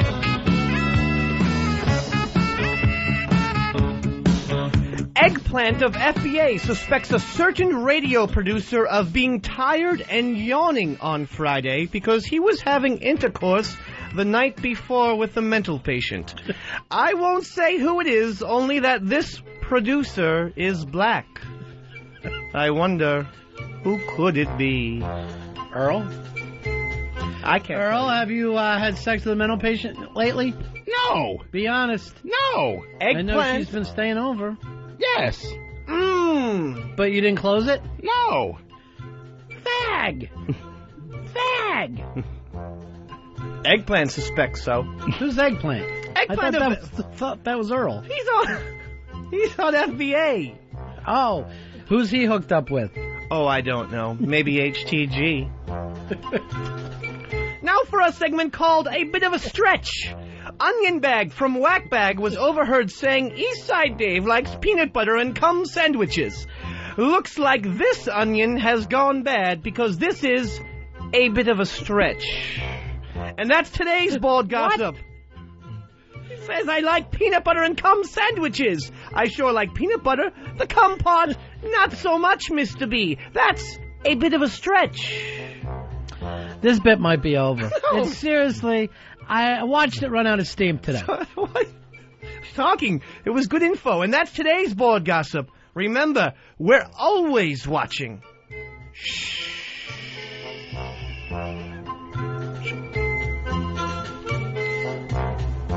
That's it. Wow. I've never understood the shush part. Please, quiet. I've never understood any of it. What didn't you understand? There was lots. It all seems to be a bit of a stretch. No, there's no gossip in there. There's plenty. The only interesting thing is that Earl got furious when he showed up as banging a mental patient. We had a man lose his virginity in there. We had two best friends. Did that actually happen? Yes. It's what the gossip team told me. Now, did they have to travel long distance? I heard they had to travel upwards of 150 miles. Wow.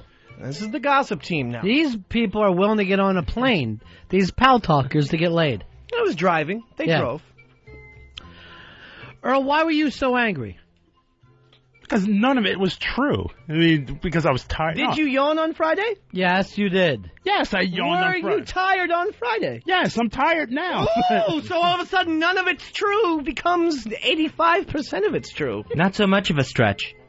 Yes, I'm tired. I mean, I'm a little under the weather right now, but... Me thinks he protests too much. What happened on the old Friends bit? How did you guys fuck that up? Well, it was, he's supposed to set me up and say, and now it's time for old friends. Boom. Right. Correct. and all he does is throws a finger at Fez me. started to talk off, and you went fucking blank at one point, not knowing how to react. No. I try to hit him on the pauses, Fez, or he will shit the bed.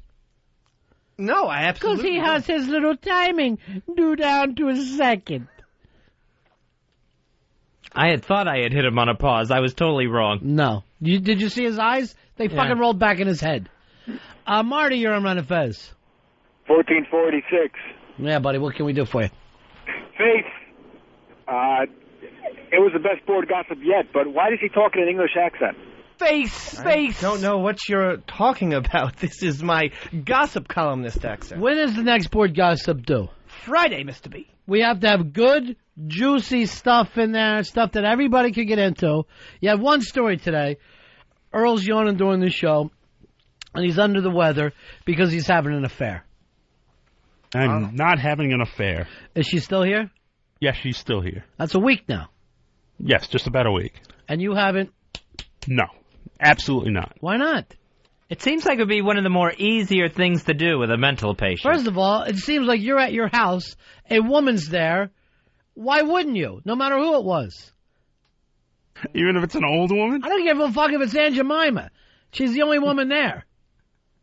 Like, there's absolutely nothing going on for a variety of reasons. Oh, period. One of those reasons, yes. Yeah. You or hers. You won't swim in the Red River? Oh, that's disgusting. Please. You don't have your wings? No, never. Well, actually, I take that back. I do have my wings. Really? You went down there? No, Face! That was like 6 years ago. It actually happened while we were having sex. You drank from the Red River? Yes. Really? It just happened. Ew! Either that or you're a little too rough down there and you bit into it. It was just like, it looked like a scene from Alien. Matt, you're on Ron and Fez.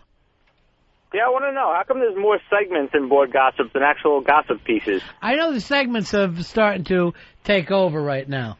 There was always plenty of segments, and we're going to continue to do the segments. Thank you. And this has really turned into more pal talk gossip, I noticed. There was 2 Pal Talk stories. There was a couple FBA, 2 RonFez.nets, and a whack bag. That's great balance, Mr. B. I think Mr. B's being a little critical, and I think he may show up on the gossip report on Friday. Well, I did this time. It was 97% of the people wanted me to give their kids, which you couldn't be making a fucking worse mistake. And can I just tell you another little thing? Mm-hmm. With the who would you rather loan money to? Mm-hmm. Fez was on top 92% with Ron at 8. You're insane to fucking give me any money. I was taken aback by that statistic myself. Why? Does reputation mean nothing? 92 seems a little low for me. I was a fucking carny and a dealer. Do you think I'm in any fucking hurry to get anyone's money back? All I ever tried to do my whole life was separate fucking people from their money. Okay. I'd loan you some money, is all I'm saying. Good. You are the fucking rube I'm looking for. You bald-headed peach. Look at you. Peach. Good one. My chick's mother's up here this week. with her fucking dice rolling fucking friends. They're in fucking New York rolling dice for fucking cash. She's an old Italian woman. Who the hell does this with their life? They shoot fucking dice. They're shooting craps in New York City? All different kinds of dice. Is there like a league or something? Or... There is a party that gets together once a week of all women, and they sit there and fucking shoot dice. Seems like that would be illegal in New York You think? City. Everywhere. You're not allowed to fucking gamble, you idiot. That's going to be one of those news reports where they have the ladies all in handcuffs leading them into the station house. I'll tell you this. You try to get anything out of Gail Scully, you ain't going to get shit, bro. She'll give you the rat. Zero. Zilch. Nada. She'll do her fucking time like a stand-up gal that she is. Chris, you're on Ron and Fez. Hey, Ronnie, miss Soundboard Fez. Me too. Well, I was wondering, since Gail Earl's been in Earl's apartment all week, why he hasn't banged her yet. Why haven't you banged Gail O yet? I'm not banging Gail O. We all saw her. I wouldn't touch her with a 10-foot pole. Then you're gay. If you have a woman in your house, stay in there. Yes. And you're not trying to bang her. No. That's gay. That is... it might be sane at this point. Well, if that's the thing, why are you going to sleep if it's that scary? How long is this going to go on for, Earl? Couple more days. I say it's open-ended. You think you're honestly going to get her out of there, Earl? You get all the bad parts of staying with a crazy woman and none of the good parts, which is normally the incredible sex. I mean, nothing's happening at all. It's just what it is. It is what it is right now. Two gals staying together in an apartment. No. And I am not gay, no. You're showing the first signs. Have an opportunity you're not going for. There's just a lot of things going on right now where just nothing is going to happen. It takes 7 minutes, though. But, yeah, good 7 minutes. That's almost gay itself. But that's like a carp saying, a fucking shark saying, oh, I'm staying with a carp this week, but nothing is going to happen. It's going against what a normal guy would do and feel and think. Then again, have I ever been normal? No, I mean, basically, from what I understand, 10% of the country is like you, Earl. Hey, wait a minute, that's gay. I'm not gay. Yeah. Sure you're not. Get her drunk, at least. Try doing something. Get her drunk. Do this. Try to find her fucking sober. That's a better fucking chance. She's not listening now, is she? No. Good. Oh, I bet she hears it anyway in her head. Matter of fact, just stop any fucking power in that apartment when you're not around. Or you'll come back and it'll be in flames. There's been at least 2 nights I was going home and I went, will I have a home to come to? Will it just be in complete tatters? You're going to find all your sneakers in the tub, like Left Eye did to Andre Rison. Current. What fucking year was that? 91? Hey, Daryl, you're on Ron and Fez. It's going Ron and Fez. I was going to ask Earl, you don't like ketchup on your hot dog? It's like, yes, it happened one time. But you said you actually drank from it. Well, it was. I didn't expect it. It just kind of happened. What? If you knew the girl was on the rag and you went down, I mean, banging her is one thing. No, going down. She had her period while it was happening. What are you, a germaphobe? I'll fucking bite the string. Who cares? Stop being a big fucking crybaby, you homo. Here's Jack. You're on Ron and Fez. Hey, guys. Black guys are notorious for fucking ugly white chicks. I think he's either lying or he's gay. Let me tell you, this girl's far from fucking ugly, too. She's beautiful. Stunning. Stunning? Stunning. Had to be stunned, is what it was. Only gay people use the word stunning for a hot chick. And there's nothing wrong with being gay. I'm not gay. I'll accept the fact that 50% of the show has moved in that direction. Who's the other part? You always hear stunning on, like, Queer Eye in the Straight Guy when they're looking at a real piece of ass, like Angelina Jolie, and then they'll say, oh, she's stunning. It's never anyone else. You would say she's hot. She's bangable. Normally, stunning means, I wish I was her. You know what I'm saying? It's not like I'm attracted to her, but I wish that was me. Or at least dressing like her. All right. You're into bestiality, Dave. Earl, gay, Fez. I'm going to put you in as other. Okay. Till we figure out. Wait, and I'm not gay. Cool, hold on. You haven't proved that you're not gay. I've never been with any men. I never had any desire to be with a man. But how many men's heads have you touched in your life? I mean, you've touched... Cockheads? No, I'm just saying regular heads. Have you noticed how into shaving heads he gets? He's a barber. Barber? Do barbers really just love to massage and caress the head? And wait a minute, he's never done a trim. It's always a shave down. Yeah, but even when he gets the aftershave, he seems to really put it on delicately. So you're saying all barbers are gay? I'm saying Earl likes touching males' heads. If he was being paid to be a barber, that'd be a different thing, but he just jumps into it. It's the only work he does here. I give him all the credit in the world for his barber skills. Dave, you're on Ron and Fez. Whoops, I lost you. Let me try again. Dave, you're on the Ron and Fez show. Hey, what's up, gentlemen? Yeah. Hey, Earl, I don't believe you one bit. You go and sign out a crazy girl and fuck the shit out of her. Now you've got one thrown in your lap, and you're just brushing it off like, no, I'm not doing anything. Come on, buddy. Bro, it's the same one. I'm going to let you in on a fucking hint here. It's the same one. And like last time, did you not like the sex? Oh, it was great. It was amazing. You think that she's going to stay? That's what you're afraid of. You're afraid she's going to love Earl. No, not at all. But I mean, it's just a whole different set of circumstances this time. It's totally different now. Now you have her trapped. It's totally in your favor.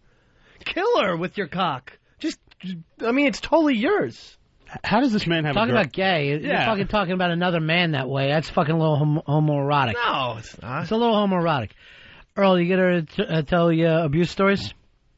Well, God, she's kind of volunteered some of them, yeah. Yeah. Tape those, would you? I'll use them for later. Can't get her to stop. Tape me all the abuse stories you can.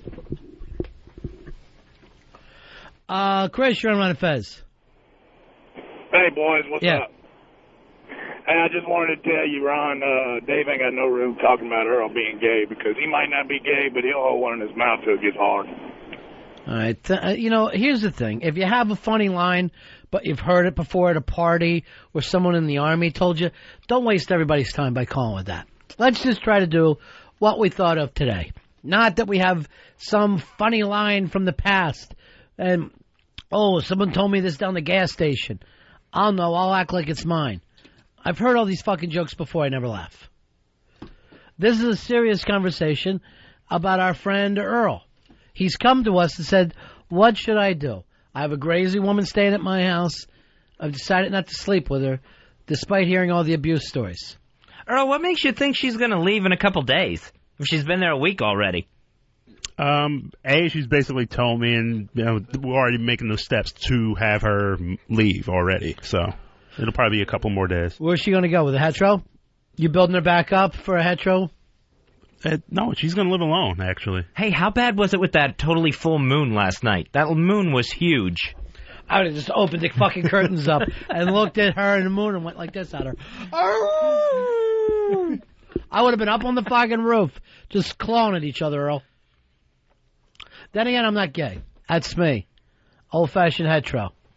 I am a heterosexual male. You ought to go out with a Vietnamese guy. That's the big fucking thing now. Black and Asian and gay. And just the white hetero thing, we might as well be a pair of overalls. We might as well be painter's pants. We have nothing to offer the hip fucking circles. Matt, you're on Ron and Fez. How are you? Hey. Yeah. Hey, crazy girls always are better with sex. Oh, by far. You wouldn't want to marry him.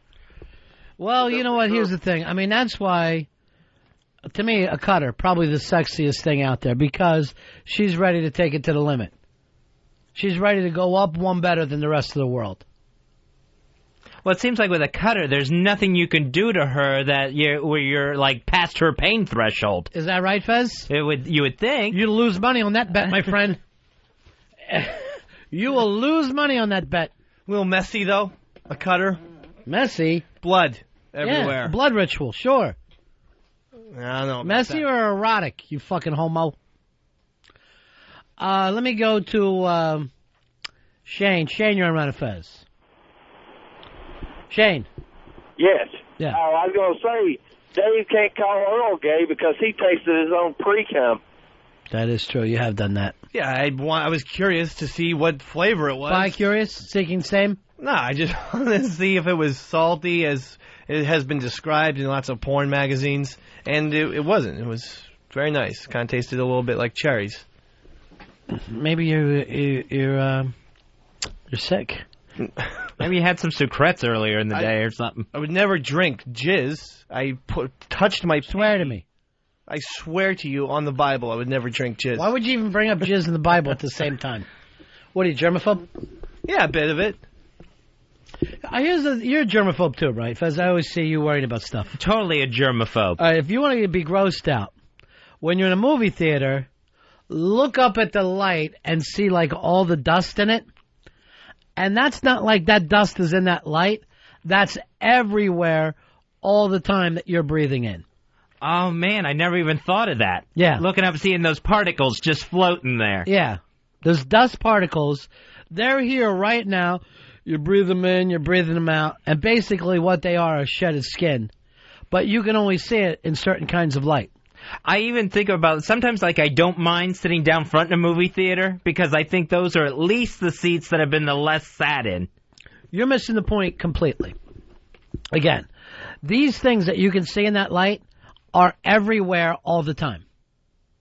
And you're breathing in skin, dirt, dust, no matter what you do. So they're coming off of these lights in this room right It's here? not a matter that they're coming off the lights. They're there. They are there in the atmosphere. You're only seeing them through a certain kind of light. So even though you can't see them now, if we had the darkness and the one beam, you would be able to see them. That's so gross that's just enveloping the entire planet Earth. It is what the planet Earth is. It's not like, oh, something has happened, Al Gore was right. It's just the way life has always been. There are just this dust. They say the dust is anyway, just skin anyway. Your skin, other people's skin, it's always in the atmosphere. If you look at it like that, then that's not such a bad thing. No, it is. It can't be a bad thing if it's normal. I mean, I've never even thought of it like that, but that actually, I may never be afraid of germs ever again. Yeah. If they're just living with us. Right, that's exactly what they're doing. And weirdly enough, we are like transporting them. You know what I mean? Like, not in even a negative way, but part of what our job is here to do on the earth. And maybe some of those germs are the good kind. The kind that... Good germs? There are good germs. There's good germs? I don't think so. You're thinking of the new George Clooney movie, The Good German. That's German. No, there are such things as good germs that protect you from other kinds of illnesses. Chris, you're on Ron and Fez. What's happening, Ron? Yeah, buddy. Hey, Sunday, I was 69ing with a girl, her on top, and she pissed on my face and passed it off as jizz. Said she was a squirter, but it was awful salty. All right, thank you very much for sharing that. All right. Get the word out there. 866-RON-0-FEZ. 866-RON-0-FEZ. Earl, you worry about germs? No, not at all. I mean, I only worry about... How can you if you take the subway? Yeah, I mean, that's exactly my point. It's like you take the subway, you go to the movies, you go to a baseball game, sit in the stands. Where interact with humans. Yeah, I mean, basically, you go anywhere. If you go, let's say, like a street light or a street corner, and you just happen to touch that, or you're touching germs all the time. You open the door, you got tons and of they're germs. floating as well. It's not just a matter of touching; they are in the air. One thing is when you are on the subway, sometimes you feel the metal poles that you have to grab onto, and they're so greasy. Mm-hmm. That does skeeve me out. And I'm not like a huge germaphobe, but that does. A lot of times that's just ass because they wipe their ass on that too. I try to hold those with like a shirt sleeve, like pulled down over my hand, or a jacket sleeve, so that I'm not actually touching the poles or the escalator. But here's the thing: now that shirt sleeve stays with you all day. You're pulling, you know what I mean? Like, it's not something you can even wash off right away. So now you're transporting those germs. Rob, you're on Ron and Fez. Hey, Fezzy, Ronnie, I just wanted to tell Fezzy a little tidbit of information here. 98% of the theater seats in the U.S. have contained some amount of fecal colon matter on them. Yeah, I've read that before, too, because of the amount of farting that takes place in those cushions. Because everybody's eating popcorn, a lot of silent farts go on. And then every time you sit down, that kind of bounces back up, and there you are with your popcorn. So you can't get out of it. If you go to the movies, you're sitting in fecal matter, and you're being surrounded by fecal matter. I hate when you go and sit in a seat that was being sat on by someone else and it's really warm, because then it feels like, you're just sitting in that other person's ass. You know Ass what I mean? and piss and sweat. That gets me too. I kind of feel like if it cools off before I've sat in it, maybe some of those germs have died off because they haven't been kept as warm. Like, have you ever been to the dentist or the doctors, and then you go in and they have those leather seats, and you sit down and you feel like you're sliding into the last person's gunk, because leather's the grossest. Here is Jack. Jack, you're on Ron and Fez. Hey, Ron and Fez, love you guys. You guys are pretty fun to listen to. Yeah. I wanted to say that I think it's the guys that worry, or the people that worry about germs a whole lot, that have the biggest problems. Like, they say that if you use that antibacterial soap, then your skin gets all kind of funky comedina. And, if you sit inside your house, you don't get exposed to the new germs, and when you do go out, you get even more. Well, I told this to Fez not too long ago. There's a theory that some of the kids are allergic to peanuts and stuff because the last couple generations of humans have been too clean to live on the earth properly. With that, to me, I just worry so much about the germs. I'm constantly, especially any sort of kitchen germ, too, where I'm constantly doing the countertops. Right, I understand what you're saying, but if you do that, and then you stop being able to build up the antibodies to fight off the germs, is what makes you more likely to lose a battle when the germs hit you. Yeah, that's, to me, I feel like I still have to keep fighting that battle, though. Like, when I blow my nose in the morning... I thought for sure you were going to say something else. No. I thought you were going to say when I blow my friends. No, with my nose. And when I see the dirt that comes out of there that I've collected just from a trip, in and out of the city each day. Well, you're getting that air down in the subway, which they now claim is the same air that was there when we built the subways. So you're getting rebreathed in air over the last 100 years. Oh, it's not fresh air. Yeah, that is disgusting. Trust me, it doesn't smell fresh. Here is Chris. Chris, you're on Ron and Fez. Hey, what's going on, Ron and Fez? Yeah. Just wondering if Fez was thinking about when he goes out to eat, man, the bus boys that are clearing all that crap off the table, they use those same hands to set the next place. Well, That's also, nasty, man. There's a thing with that, too. Since there's so many South Americans, they kind of have things in their system that they were born with, germ-wise, that we have defeated here over the last, few generations. So that even makes it a little scarier. Again, you're healthier for going out into that world than you are staying home, because you learn to fight it off. I'm always in a restaurant. One thing I always look at is when they pour you a glass of water, I'm always checking the water to see what it looks like, see if there's any sort of mess that got in there. Get a bottled water, you cheap bastard. Get a bottled water, you'll be fine. So expensive. W's, you're on Ron and Fez. It's Doobie. Whatever your fucking name is. Yeah, man, it's a call from the past, man. It's we were sitting around the other day. And 866 Ron Zero Fez. 866 Ron Zero Fez. Will, you're on Ron and Fez. I can't take these calls anymore. Ronnie, you sound like $1 million. I miss disheveled Fez. What can we do for you, Will? Ronnie, I have to agree with you, the bugs that we live around. But what about the bugs that are actually all over your body? Take one of your eyelash hairs, for instance. There's thousands of these little bugs that live all over you, inside of you. It's a constant battle. Yeah, they're in your eyebrows. Now, is it a battle, or are those some of the things that will defend you, too? They are some of the things that will defend you. Yeah. For instance, they say don't clip your nose hairs too close, because your nose hairs actually protect you from breathing in germs. Right. That's the whole purpose of them. Let them out. Let them start to spread around a little bit. I can't do that. Protect yourself. And your ear hair. Yeah. You can be somewhat well-groomed, but just have some hair. Somewhat is the operative word there. But here, when you talk about germs, let's say you were looking at the planet Earth, right? Green, blue. If you got far enough away from it and just looked at it from like you didn't know what humans were, we would be moving around like the fucking germs. We are like the germs of this fucking planet. And when you find out, okay, we were talking about like the birth of Christ 2,000 years ago, we were like, what, 1 million, 2 million people on the entire planet, to billions now in 2,000 years, doubling over and over. Now we're doubling like every 11 years or some crazy fucking figure. You see what we're doing to this fucking planet. We're totally the bad germs. We are not some sort of helpful antibody. But then what happens to us every once in a while? Something will come along to wipe out some of the people germs. Yeah, kind of pare it back. So if you don't take it personal, and it's hard not to take, the plague personally, but maybe stuff like the plague is healthy for the planet. It kind of, I guess, adds some sort of balance to it. Yeah, so it adds some kind of balance to what we're doing. Chad, you're on Ron and Fez. Hey, boys.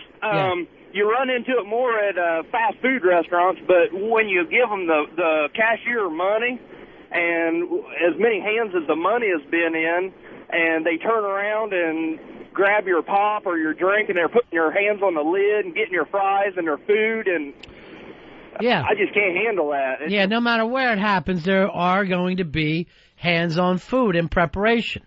That is just part of it. They can wear their little gloves or whatever, but to me, that even makes them look more sickly. Like, I'm so diseased, I have to put these gloves on. The cashiers in the grocery stores will wear rubber gloves now. So when they're actually handling stuff that's still in the containers. Mike, you're on Ron and Fez. Hey, Fezzy. Hey, how do you leave the men's bathroom now? Do you touch the door handle, or do you use the napkin that you actually dried your hands with? What I actually do is that thing I mentioned with the subway. I use my shirt sleeve to pull open the door. But again, now that shirt sleeve is attached to you for the rest of the day with this build-up and build-up. So it's almost like you're walking around with this germy batch rag going from one place to the other. Here's Tom. Tom, you're on Ron and Fez. Yeah, Taco Bell, there's 10 of them closed in Jersey, Jersey and New York, with E. coli. So, it's all that little shit Mexican food that they're eating. And I just want to say, fuck Tilly the Clown. I'm in Asbury Park here. I hate that fucking clown. And I hate the Mexicans and the Jews and the niggers. Thanks, buddy. There it is. There's the word from Asbury Park, New Jersey. Springsteen, well, he sang about it for many years, and I guess he couldn't have been more right. We'll take a break. Ron and Fez Show. Ron Bennington, Fez Whatley, the Ron and Fez Show. XM 202.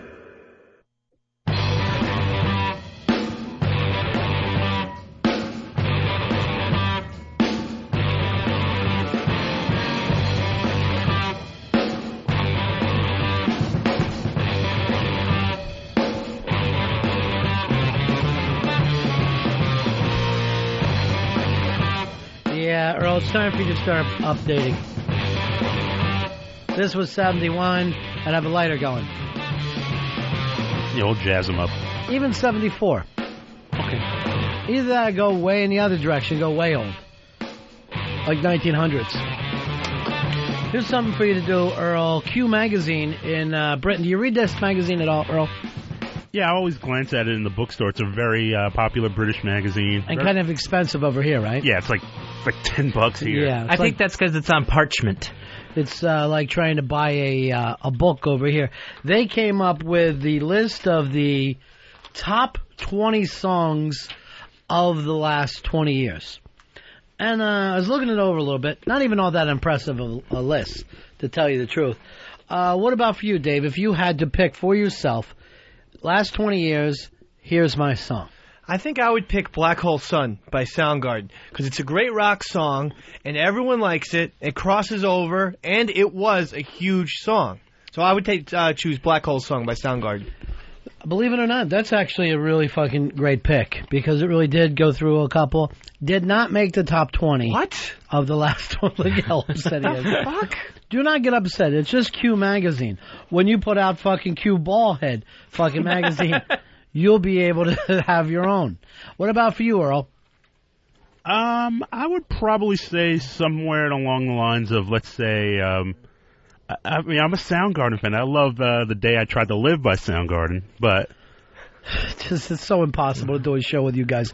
What about for you, Fez? It's got to be something by U2. I would say With or Without You. With or Without You, I'm trying to even think of the year. That had to be, well, it was probably right at about 20 years. Did not make it. U2 songs on the list, but was not With or Without You. And I got news for you, too. I've seen that live. I could do without it. No offense to you, Fezzy. But out of all the U2 things, I don't feel like slowing it down a little bit. I don't need to go in that direction. All right, for you, 866-RON-0-FEZ. 866-RON-0-FEZ. We're talking the best 20 songs of the last 20 years. I'll give you one right off the bat here. I'll throw a couple in. Number 20, I Bet You Look Good on the Dance Floor. That's the new Arctic Monkeys. I kind of dig this song, but I will say this. You ever notice in these lists, something really recent is always at the bottom. We don't know yet whether this is going to stand up. I think this Q Magazine also named the Arctic Monkeys' debut album. It's like the greatest debut album of all time. Well, we get that from England. The English people are fucking crazy about these kids. Number 19, Stan, Eminem. Now, that's not even my favorite Eminem song. No, you would think, Hi, My Name Is would be his number one hit. I like the whole 9 Mile, and we're using it in the NFL to get up. Remember that song? Yeah. What was the name of it? Was it Lose Yourself? Yeah, Lose Yourself. Hey, play a little Lose Yourself and see if it is more fucking impressive than this. Because this, the whole Dido gimmick, I could do without. And the whole, Stan, fans are so crazy. Stop going back and forth to how hard it is to be a rock star. This type of song is always Eminem's, second or third song off the album. If you notice, he always has the funny song where he makes the video where he plays different characters.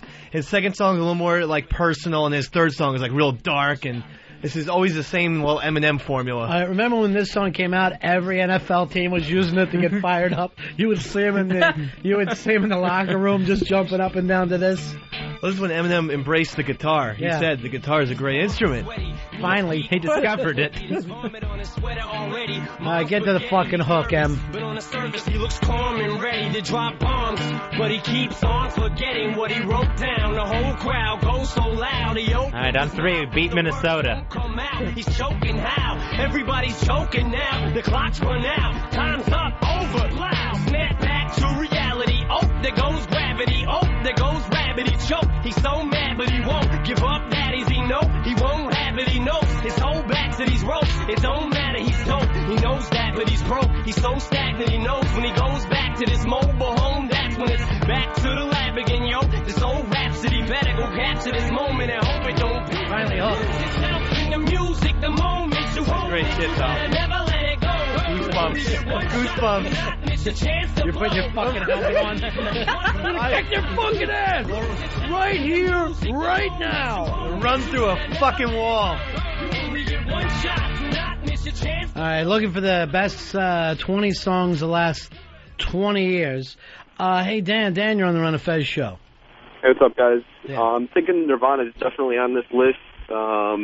Likely maybe Heart-Shaped Box. It won some awards on the MTV. Not Heart-Shaped Box as much as you think you personally love it. No. Number 18 on the on the list, Brimful of Asha by Corner Shop. Yeah. Talk about one-hit wonder. Is this... All right, here we go. More British? Lou Reed ripoff. Yeah.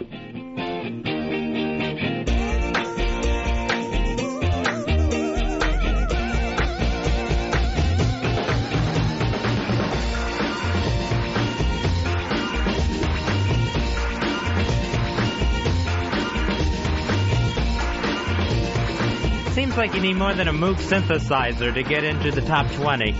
If you're going to throw this in there, you might as well throw in Tub Thumping. Because it's the same one-hit wonder bullshit British. This is a good feel-good song, though. Makes you feel good. And I have no problem with a one-hit wonder if it's the hit that we're not trying to look for the best bands. We're saying song.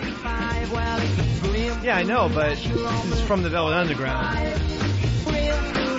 All right, number 17, Prodigy, Firestarter. This is great. Yeah, try to come up with another fucking line other than Firestarter 2. And you have that black guy with those weird eyes. The great thing about this is this went really good with any kind of video games. If I can play in Doom, you get this thing on all the time. or any scary rave at 3 o'clock in the morning. Yeah. Like, it's time to leave now, I think. It's getting a little weird in here. This is the one song. I saw them live, and they were like, "Are you ready to get fucking crazy?" And then just this whole build-up, and then a weird guy with the hair comes out.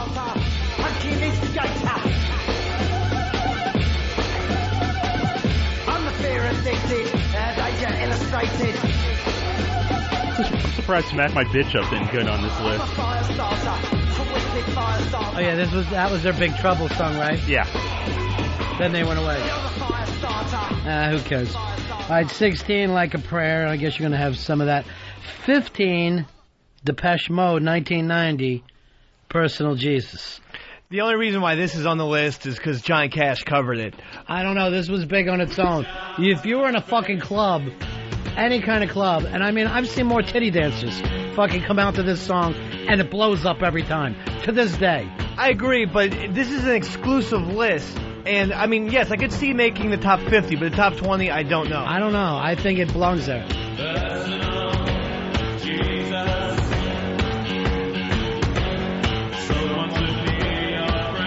And you remember, Britain. It's true.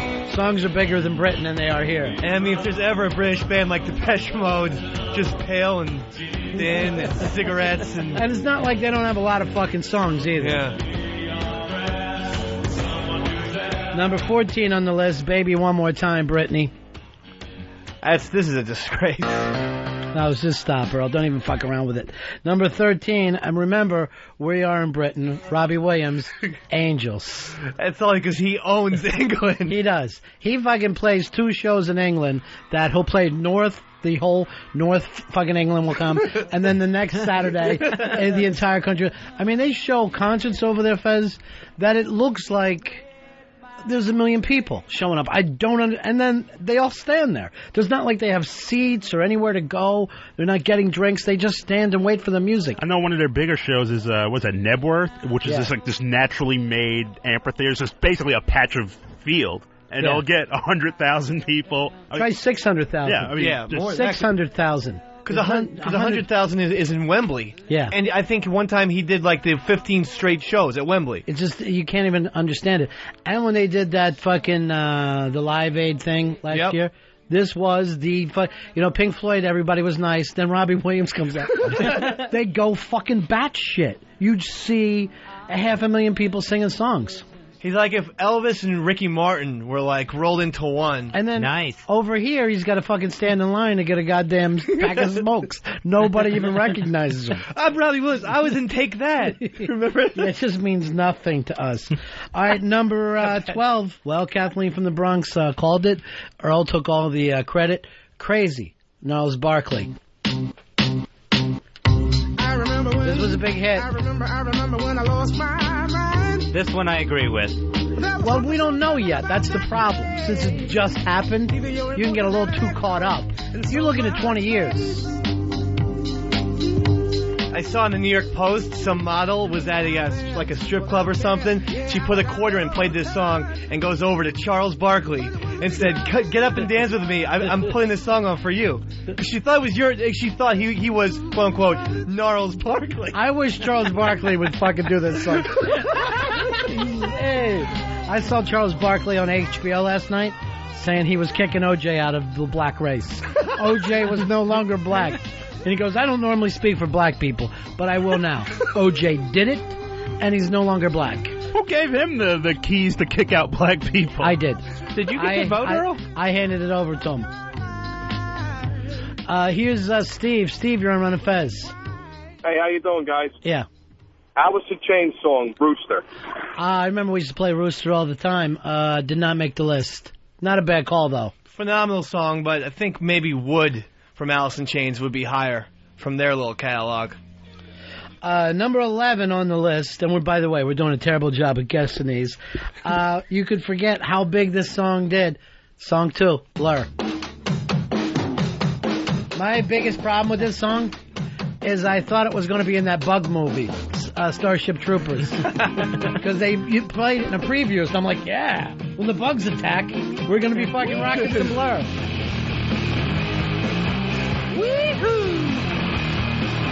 How many arenas took the hook from this song? Oh, yeah.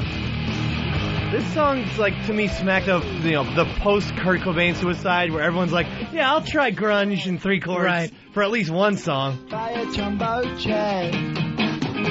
And basically, you're doing the Mott the Hoople fucking lyrics and sound singing.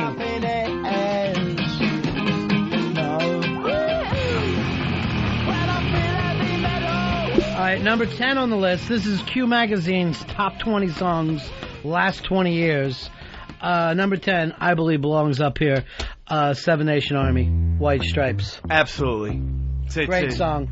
Just gets you psyched. It's simple. It's and about it's fucking rock and roll. Absolutely. It's rock and roll again.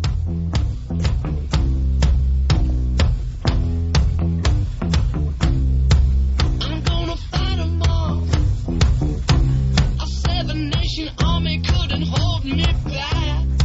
They're gonna rip it off, taking their time right behind my back. And I'm talking to myself at night because I can't forget. Back and forth through my mind behind a cigarette.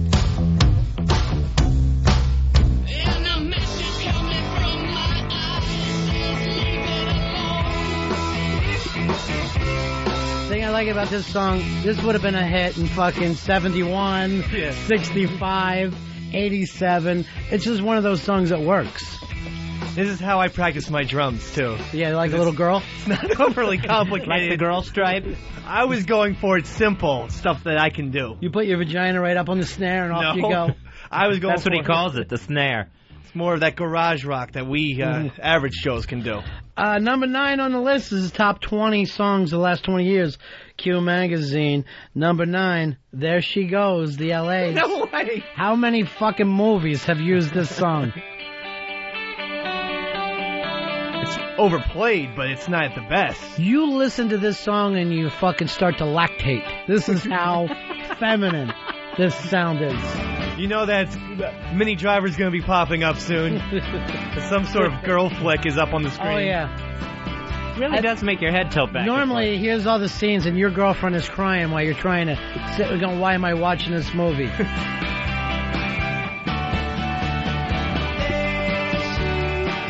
God, I'd rather hear the Wonder Song.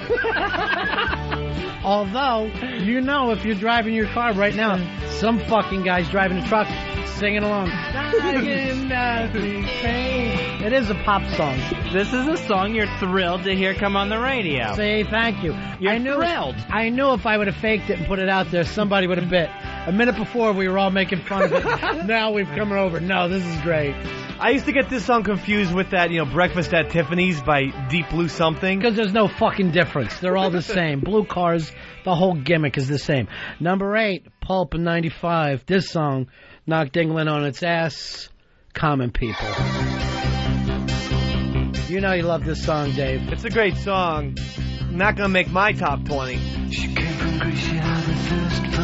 I really like the William Shatner, Joe Jackson version better, but that's me. I was in England in 1999. I was in the country of England. I was in England in 1999, and they put this song on in a club, and I thought the building was going to come down because it was just all these preppy kids, and they just lost it when the second the vocal kicked in, and they're all screaming. Hey, you mean the hook? Yeah. Yeah, because this is a vocal too. I mean, just from the intro, they went crazy. Yeah, right. Seriously, don't you miss Shatner in this version? What else could I do? I said, I'll see what I can do. We wouldn't even use the term common people in this country, you know? we don't have that same caste system that they have. We think money makes up for everything. They don't share that belief. I don't think they're big into new money like we are. We prefer new money in this country. We think drug dealing money is fine over here. I can't see anyone else smiling. This song feels a little dirty to me, though. A little, I don't know. It feels a little decadent. Yeah, it works. I'm waiting for the hook. With common people, you want to sleep with common people like me, but she didn't. understand. And she just smiled and held my hand. I went to flats above the shop. I cut your hair and get a job. I smoked some facts and played some pool. Pretend you never went to school. And still you'll never get it right. It's when you're laying in bed at night, watching roaches climb the wall. If you called your dad, he could stop it. Oh yeah, you'll never live like common people. You'll never do whatever common people do. Never fail like common people. You'll never watch your lives slide out of view. And then dance and drink and screw. Because there's nothing else to do.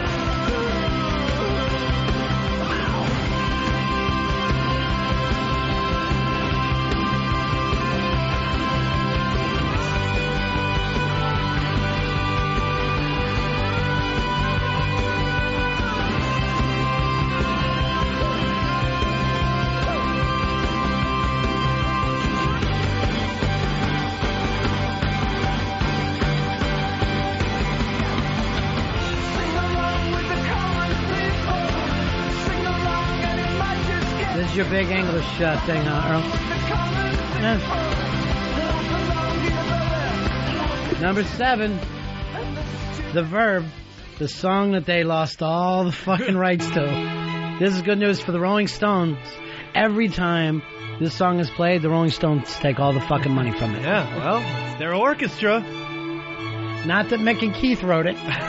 They didn't write this hook. And then you notice when they won that, they sold this fucking song to everybody. Nike got a huge chunk of this song. Now, you may be burnt out on it, but you gotta admit, it's a fucking great radio song. Yeah, it's a good song. This guy came out and played it with Coldplay in Live 8 this year, and I think it still had some pop, yeah. I'll listen to this song on headphones when I'm walking through the city, and I just bump into people over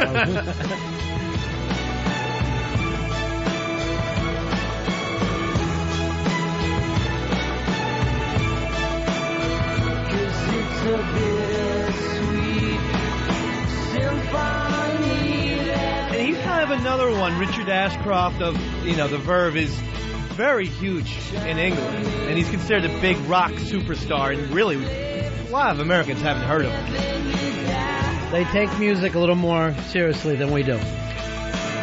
We like talk radio over here, let's face it.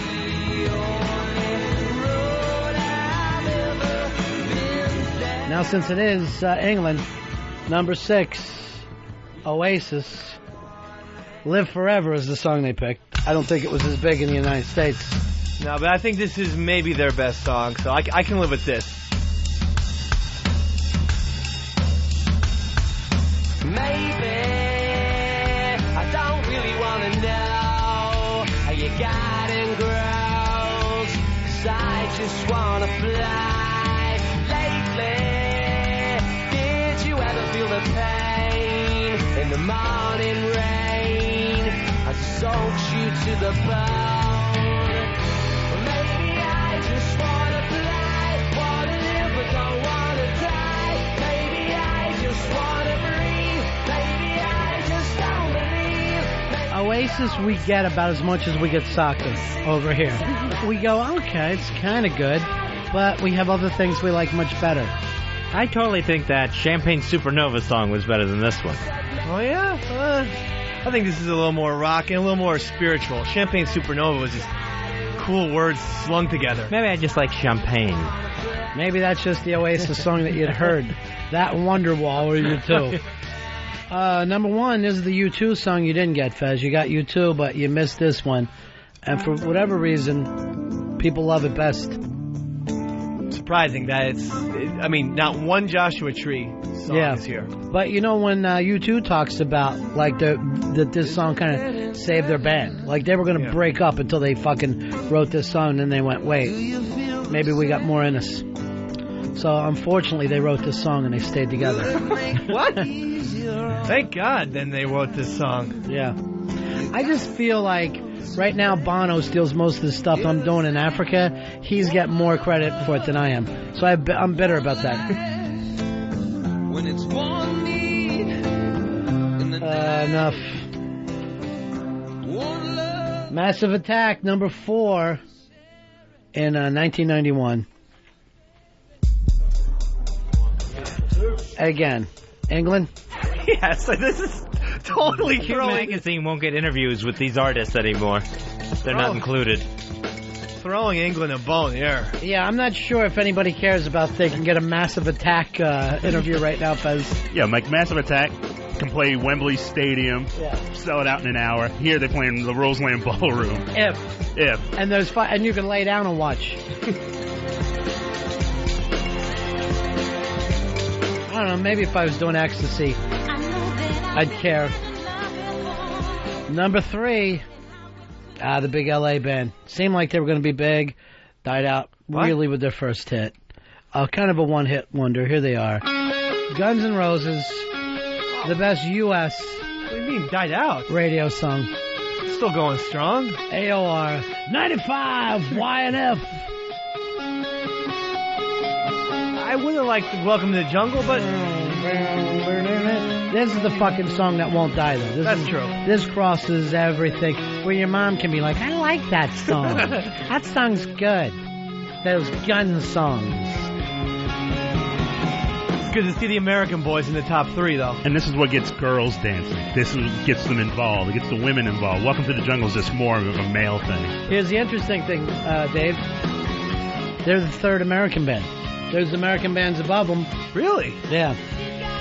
Number 2, giant song over here, crossed every fucking line we had. Outkast. 1, 2, 3, My baby don't mess around because she loves me so, and this I know for sure. But does she really wanna? But can't stand to see me walk out the door. Don't try to fight the feeling, 'cause the thought alone is killing me right now. Thank God for mom and dad for sticking together, 'cause we don't know how.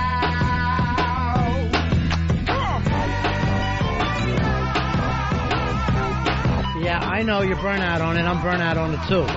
But you know when it fucking came out, it was a good radio song. And it's one of those songs that I think this could have been released any period. It could have been a 60 song or 70 song. Yeah, works. And you can turn the song up and drive your car past black people and look at them and be like, hey, look, I like black people music on the radio right now. And then remember, Paul Roy got mad going, don't shake the pictures. Number 1, I don't think, is any surprise to anybody. And that is the song about a hero. A hero who returned his cell phone. No, it actually didn't make number 1. I was only kidding. Number 1, not a surprise to anybody.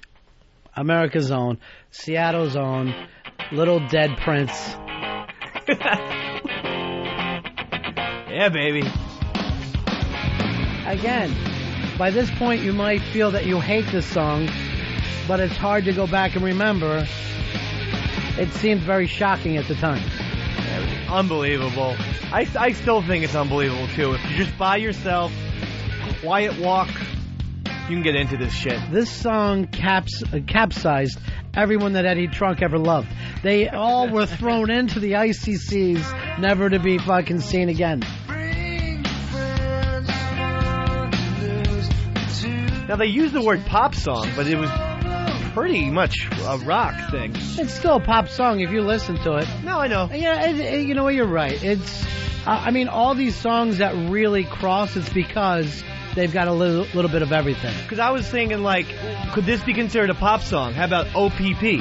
That was fucking humongous, and I think almost in worldwide. Yeah, but who cared about it? That was a huge pop song. White kids all over the place were singing that shit.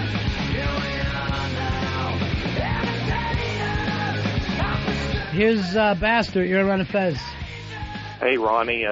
Back when Red Hot Chili Peppers were actually worth listening to, I think Give It Away should have been in there. Give It Away was a gigantic hit everywhere that you would go. Like, you would hear it in clubs, and you'd also hear it on top 40 things. Here's Jacob. Jacob, you're on Ron and Fez. Where's the Pearl Jam at? No Pearl Jam. I think since they gave it to number one, they figured all the Pearl Jam ripoffs should just think of that as their song as well. Even Flow should have been in there. Come on, let's be honest. Even Flow was a gigantic hit. Bruce, you're on Ron and Fez. Yeah, hey, Mr. B, I don't think they went past 10 or 11 years with any song on that list. Why did they need a 20-year list?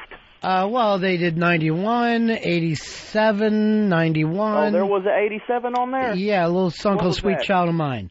Sweet Child of Mine. Maybe you'd like to look it up one day. Oh, yeah, okay, I'm an ass then. I feel like an ass. I'm sorry, Mr. B. Love it. Like a Prayer was 89. Not a lot of the 80s in there, though. A lot of early 90s. And then really just a lot of the last couple years. Steve, you're on Ron and Fez. Yeah, the death of grunge. How about Counting Crows, Mr. Jones? That should have been on the list. Are you saying that Counting Crows destroyed grunge? Credited with it was credited with bringing rock and roll back to rock and roll instead of it being grunge. I think they were pretty much parallel artists. Yeah. I think you should shut up, Dave. Yeah, I really don't feel like that the country went, hey, we've heard the Counting Crows. We're no longer interested in grunge. But that was a pretty damn big hit, I guess. Yeah, that could be in the list. I mean, if you're going to go that route, where the hell, where's R.E.M., Losing My Religion or something like that? Well, it still exists. It's just not on this list. Why shouldn't it be on the list? I mean, that's a gigantic. Yeah, there was, in the last 20 years, R.E.M.'s had a couple of really, really big hits. But that's what happens with these lists. They're always going to annoy you. It's just that despite Michael Stipe's appearance, he's not British. Daniel, you're on. But look at this. The top three artists were all American artists. So you can't, you got to admit they did come across for us a little bit. Daniel, you're on Ron and Fez. Hey, buddies. Yeah. Sorry. I would have figured George Michael, Gotta Have Faith would have been on there. Is that 20 years or even longer? I think that's longer than 20 years. Earl, what's the date on You Gotta Have Faith? 86. 86, so we should have just made it in. But then we would have had to listen to it. Matt, you're on Ron and Fez. Yeah, what about Sublime? What I got? Big hit. I wouldn't have had a problem with that song being on there. No, that's a wonderful song, but I'm not sure how big the English people are into Sublime, if they've even ever heard of them. Here's Bob. Bob, you're on Ron and Fez. Hey, what's going on, fellas? Yeah. It's a shame that Kurt Cobain was murdered by a group of people, but, Remedy by the Black Crowes should have been on at the very top of this list. I would have had no problem at all with Remedy being on this list. That's a very, very big radio hit. Cool song. Yeah. And this goes to show you Southern rock does not have to be stupid dog shit. It can be fucking cool. Yes, Alabama, I'm sticking up for you people. Georgia, Mississippi, I'm here for you.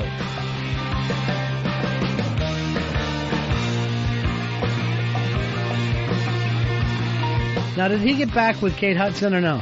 No, he's not. Chris Robinson not back with Kate Hudson, and the word is that Owen Wilson is getting Kate Hudson an engagement ring. What word? You're starting to sound like Dave. That is the word. That is a gossip word. The butterscotch stallion and her are gonna get hitched. Just listen to this song.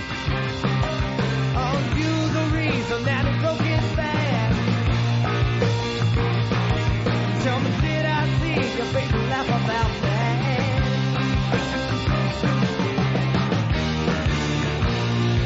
If I could. Hey, Kevin, you're on the Ron and Fez show. Hey, what about Coldplay with Clocks? You couldn't avoid that song for, like a year and a half? A very good point. That song Clocks was everywhere. And they're even bigger than Britain than they are over here. And they're pretty goddamn big over here. I'm very surprised. That or Yellow, their first breakout hit. And this one was they were already established and then they had a hit. I mean, even remember HBO was using this. Yeah. This was like the fucking soundtrack. And I love that little montage of we get to see Tony and Larry David. I know. I'm like, yeah. I love HBO. HBO's the best. They all live in the same neighborhood. When you get all pumped up about your TV network, you know you're an idiot. I know. I've been saying this all the time. If Dexter was on HBO, everybody would be talking about it constantly. Yeah. But for some fucking reason, Showtime don't know how to get the word out there. I haven't seen it because it's Showtime. That's it. Good. I'm glad. I don't want to talk to people about Dexter. I want it to be my little fucking secret. And please, Dexter, don't get caught. You're making me a nervous wreck. I've never cheered for a fucking serial killer in my life. But you made me fucking panic when you hit your girlfriend's ex-husband in the face with a pan last week. I thought I was going to throw up. I was so nervous. I'm like, kill him. Kill him now. Rick, you're on the Ron and Fez show. How you doing, buddy? Rick, we got you, pal? Yeah, what's happening? You. Hey, Ronnie, you are total royalty. Anybody who put this list together should have their ears fucking ice picked. Well, I mean, that's just exactly what happens with all these lists. They do this all the time. The whole point of these lists is to piss you off and make you say, look what's missing. And then somehow you feel superior. It feels like finally in your life you're a little bit smart. Ryan, you're on Ron and Fez. Go ahead, Ryan. Hey, how about some Metallica?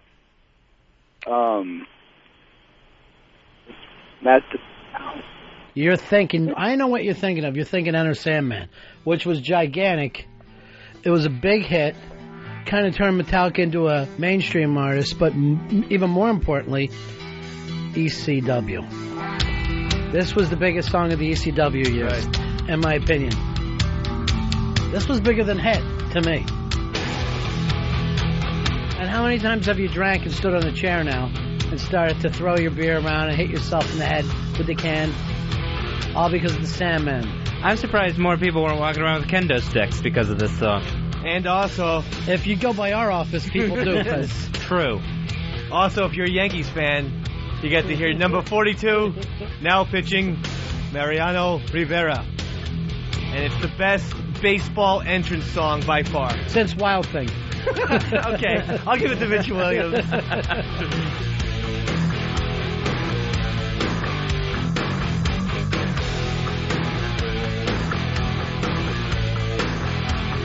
Hey, Floyd, you're on the Ron and Fez show. Yeah, I definitely thought Goodbye Horses should have been on there. Well, you know, that is very big with cross-dressing murderers. They do love that. They do love that song. How can you not? If I even thought to myself how many times Fez sits around naked with his balls tucked up into his ass listening to this song, I probably would be afraid to come to work. It was #1 in Tuck magazine. We were calling you Friar Tuck for a while. Why was that? Not because of my haircut, my friend. Oh.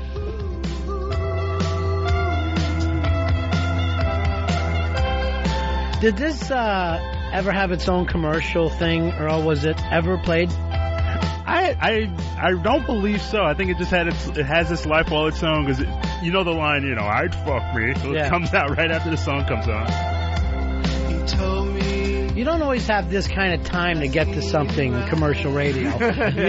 You got to get to the hook a little quicker. This is more of a mood thing.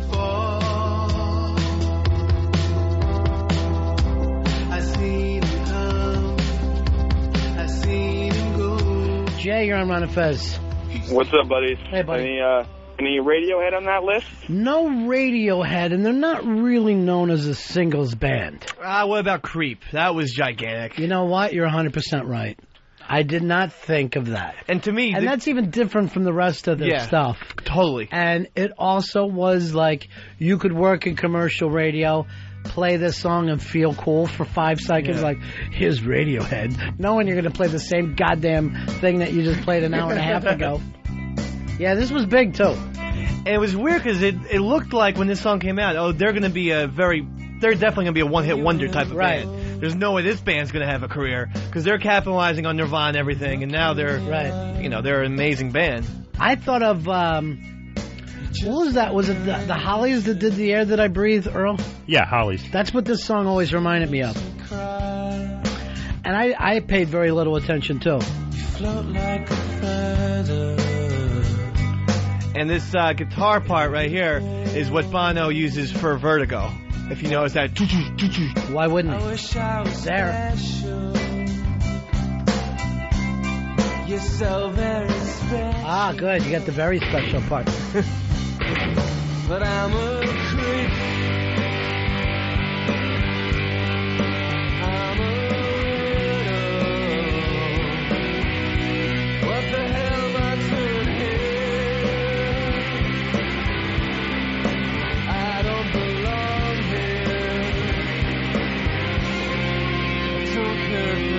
Dave, are you crying? A little bit.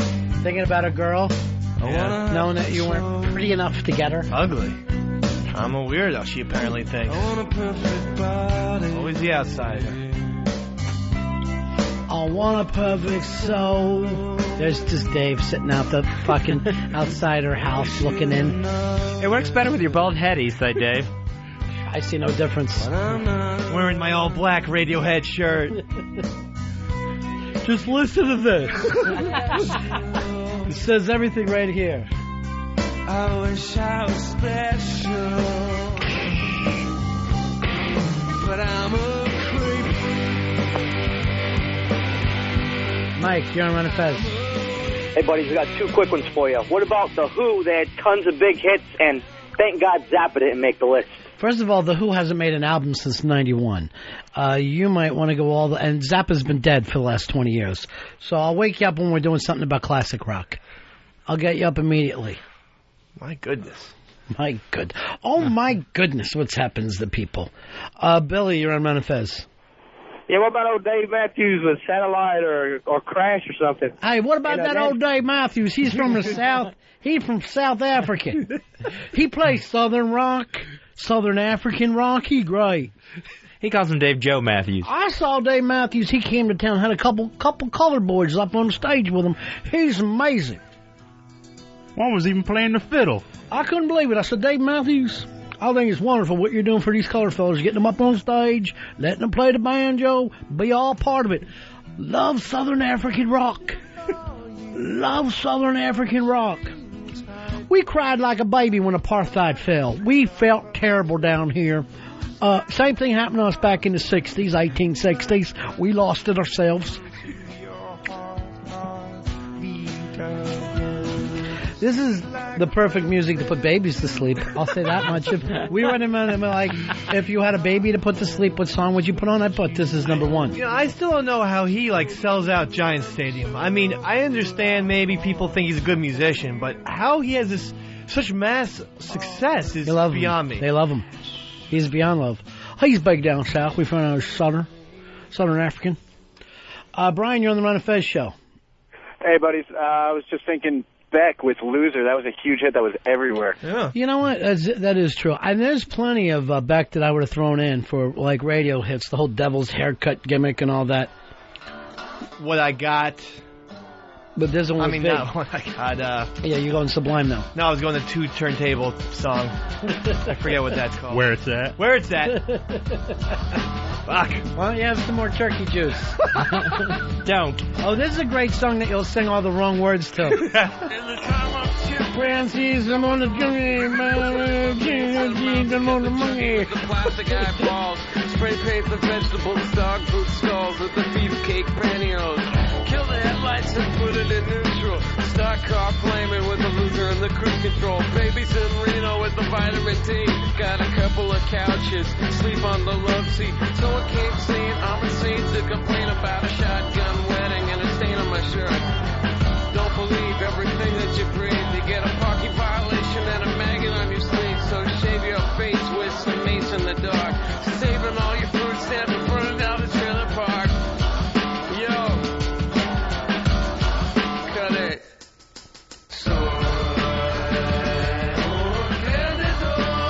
Open the door. Whatever they're saying. So why don't you kill me?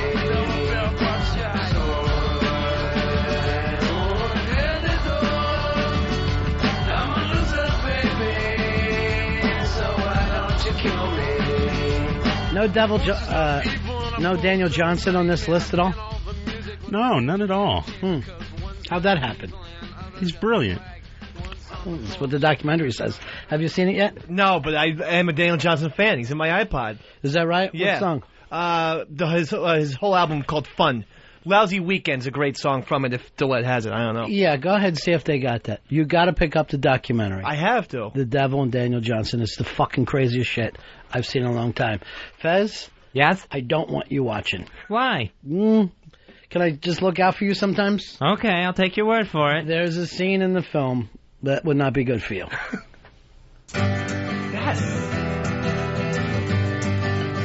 I'm so At curious. any point does his personality remind you of Fez, though? Yes. You gotta watch the doc. During his songs, yes. There's some really weird songs that Daniel Johnston writes. And even voice-wise. It could be better. Ask me how my day goes. Tells me good luck and spits on my shoe. But oh, the telephone rings. And oh, there's nobody there.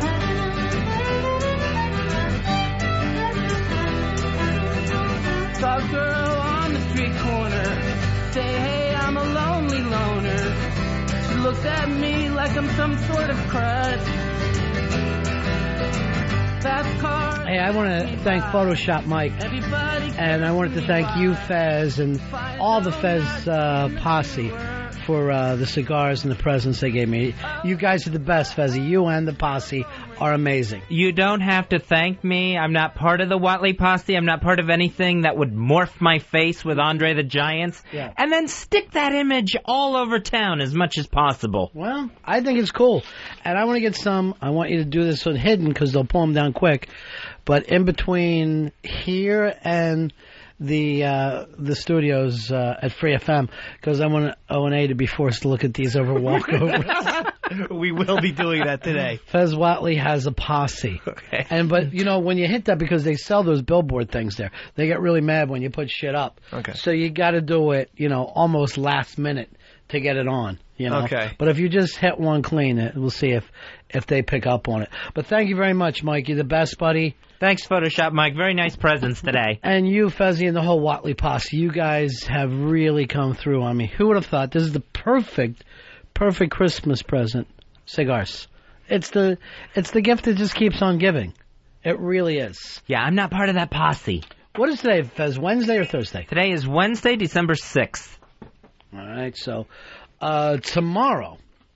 And Earl, I noticed this. We've been very light on the guests lately. Yeah, I've been trying to straighten that out tremendously. What does that mean? You've been thinking about doing work? I'm always doing work. Are you? Or you're living with a maniac half the time? At least book her. Oh, can you imagine the stories we hear? Earl banging her with a turkey baster probably pops up. I know you're doing all kinds of sick, horrible stuff. No, I don't have a not too dark of a mind. Yeah, you do. You're a fucking freak. You just don't express it. Fezzy, when we went over those Q magazines, 20 songs in the top 20 years, this is number one right here. Oh. This came in as number one, and they just listed it under Ron and Fez theme, which is not. This had some life before us. I watched it for a little while. I like to watch things on TV. Satellite of love. Bum, bum, bum. Satellite of love. Bum, bum, bum. Fez, we going to that party or not for Randy? I am not going. And I wish you would not go either. I'm not going. I support my Fez. Got to stand by my brother Fez. I'm not going. Here's what I'm saying, though. We need to support Randy at the same time. She wasn't part of this. This is ADF, and yes, you too, Sheepy. We got to think of a compromise. As long as Randy supports ADF, I don't support. All right. See, that's going too far. Listen to this song. It'll remind you what life is, important things. Satellite of love. Satellite of love. Bum, bum, bum. As we speaking of parties, there's going to be a Mafia Life and Pal Talk party this Saturday, December 9th at F.H. Riley's, starting at 8 p.m. Everybody's invited. Maybe we should go to that one. All right, where's this at? It's at F.H. Riley's in Huntington. Saturday, December 9th, starting at 8. Mafia Life, Pal Talk. Mafia Life Chris is hosting it, but everyone's allowed to come. I'll go, but I'm not sitting with the Mafia kids. I've got a record. We've got our own table, Mr. B. All right, that's this Saturday night? This Saturday night, December 9th. Fez, you got any problems there? I don't think so. I'd really like to check out the guest list first to make sure, though. before I commit to anything. Satellite of love. Satellite of love. Thanks again, Photoshop Mike. We'll be back here tomorrow.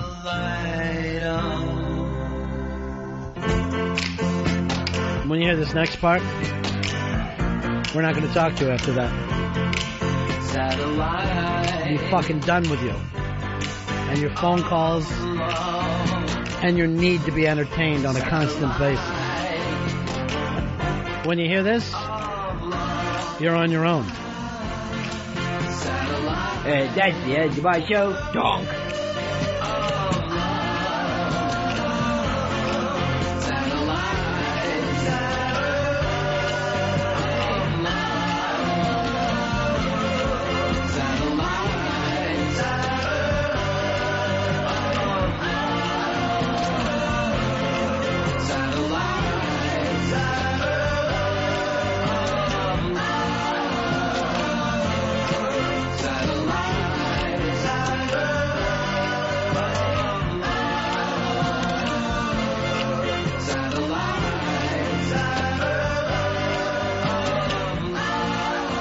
It's the Ron and Fez Show, XM 202.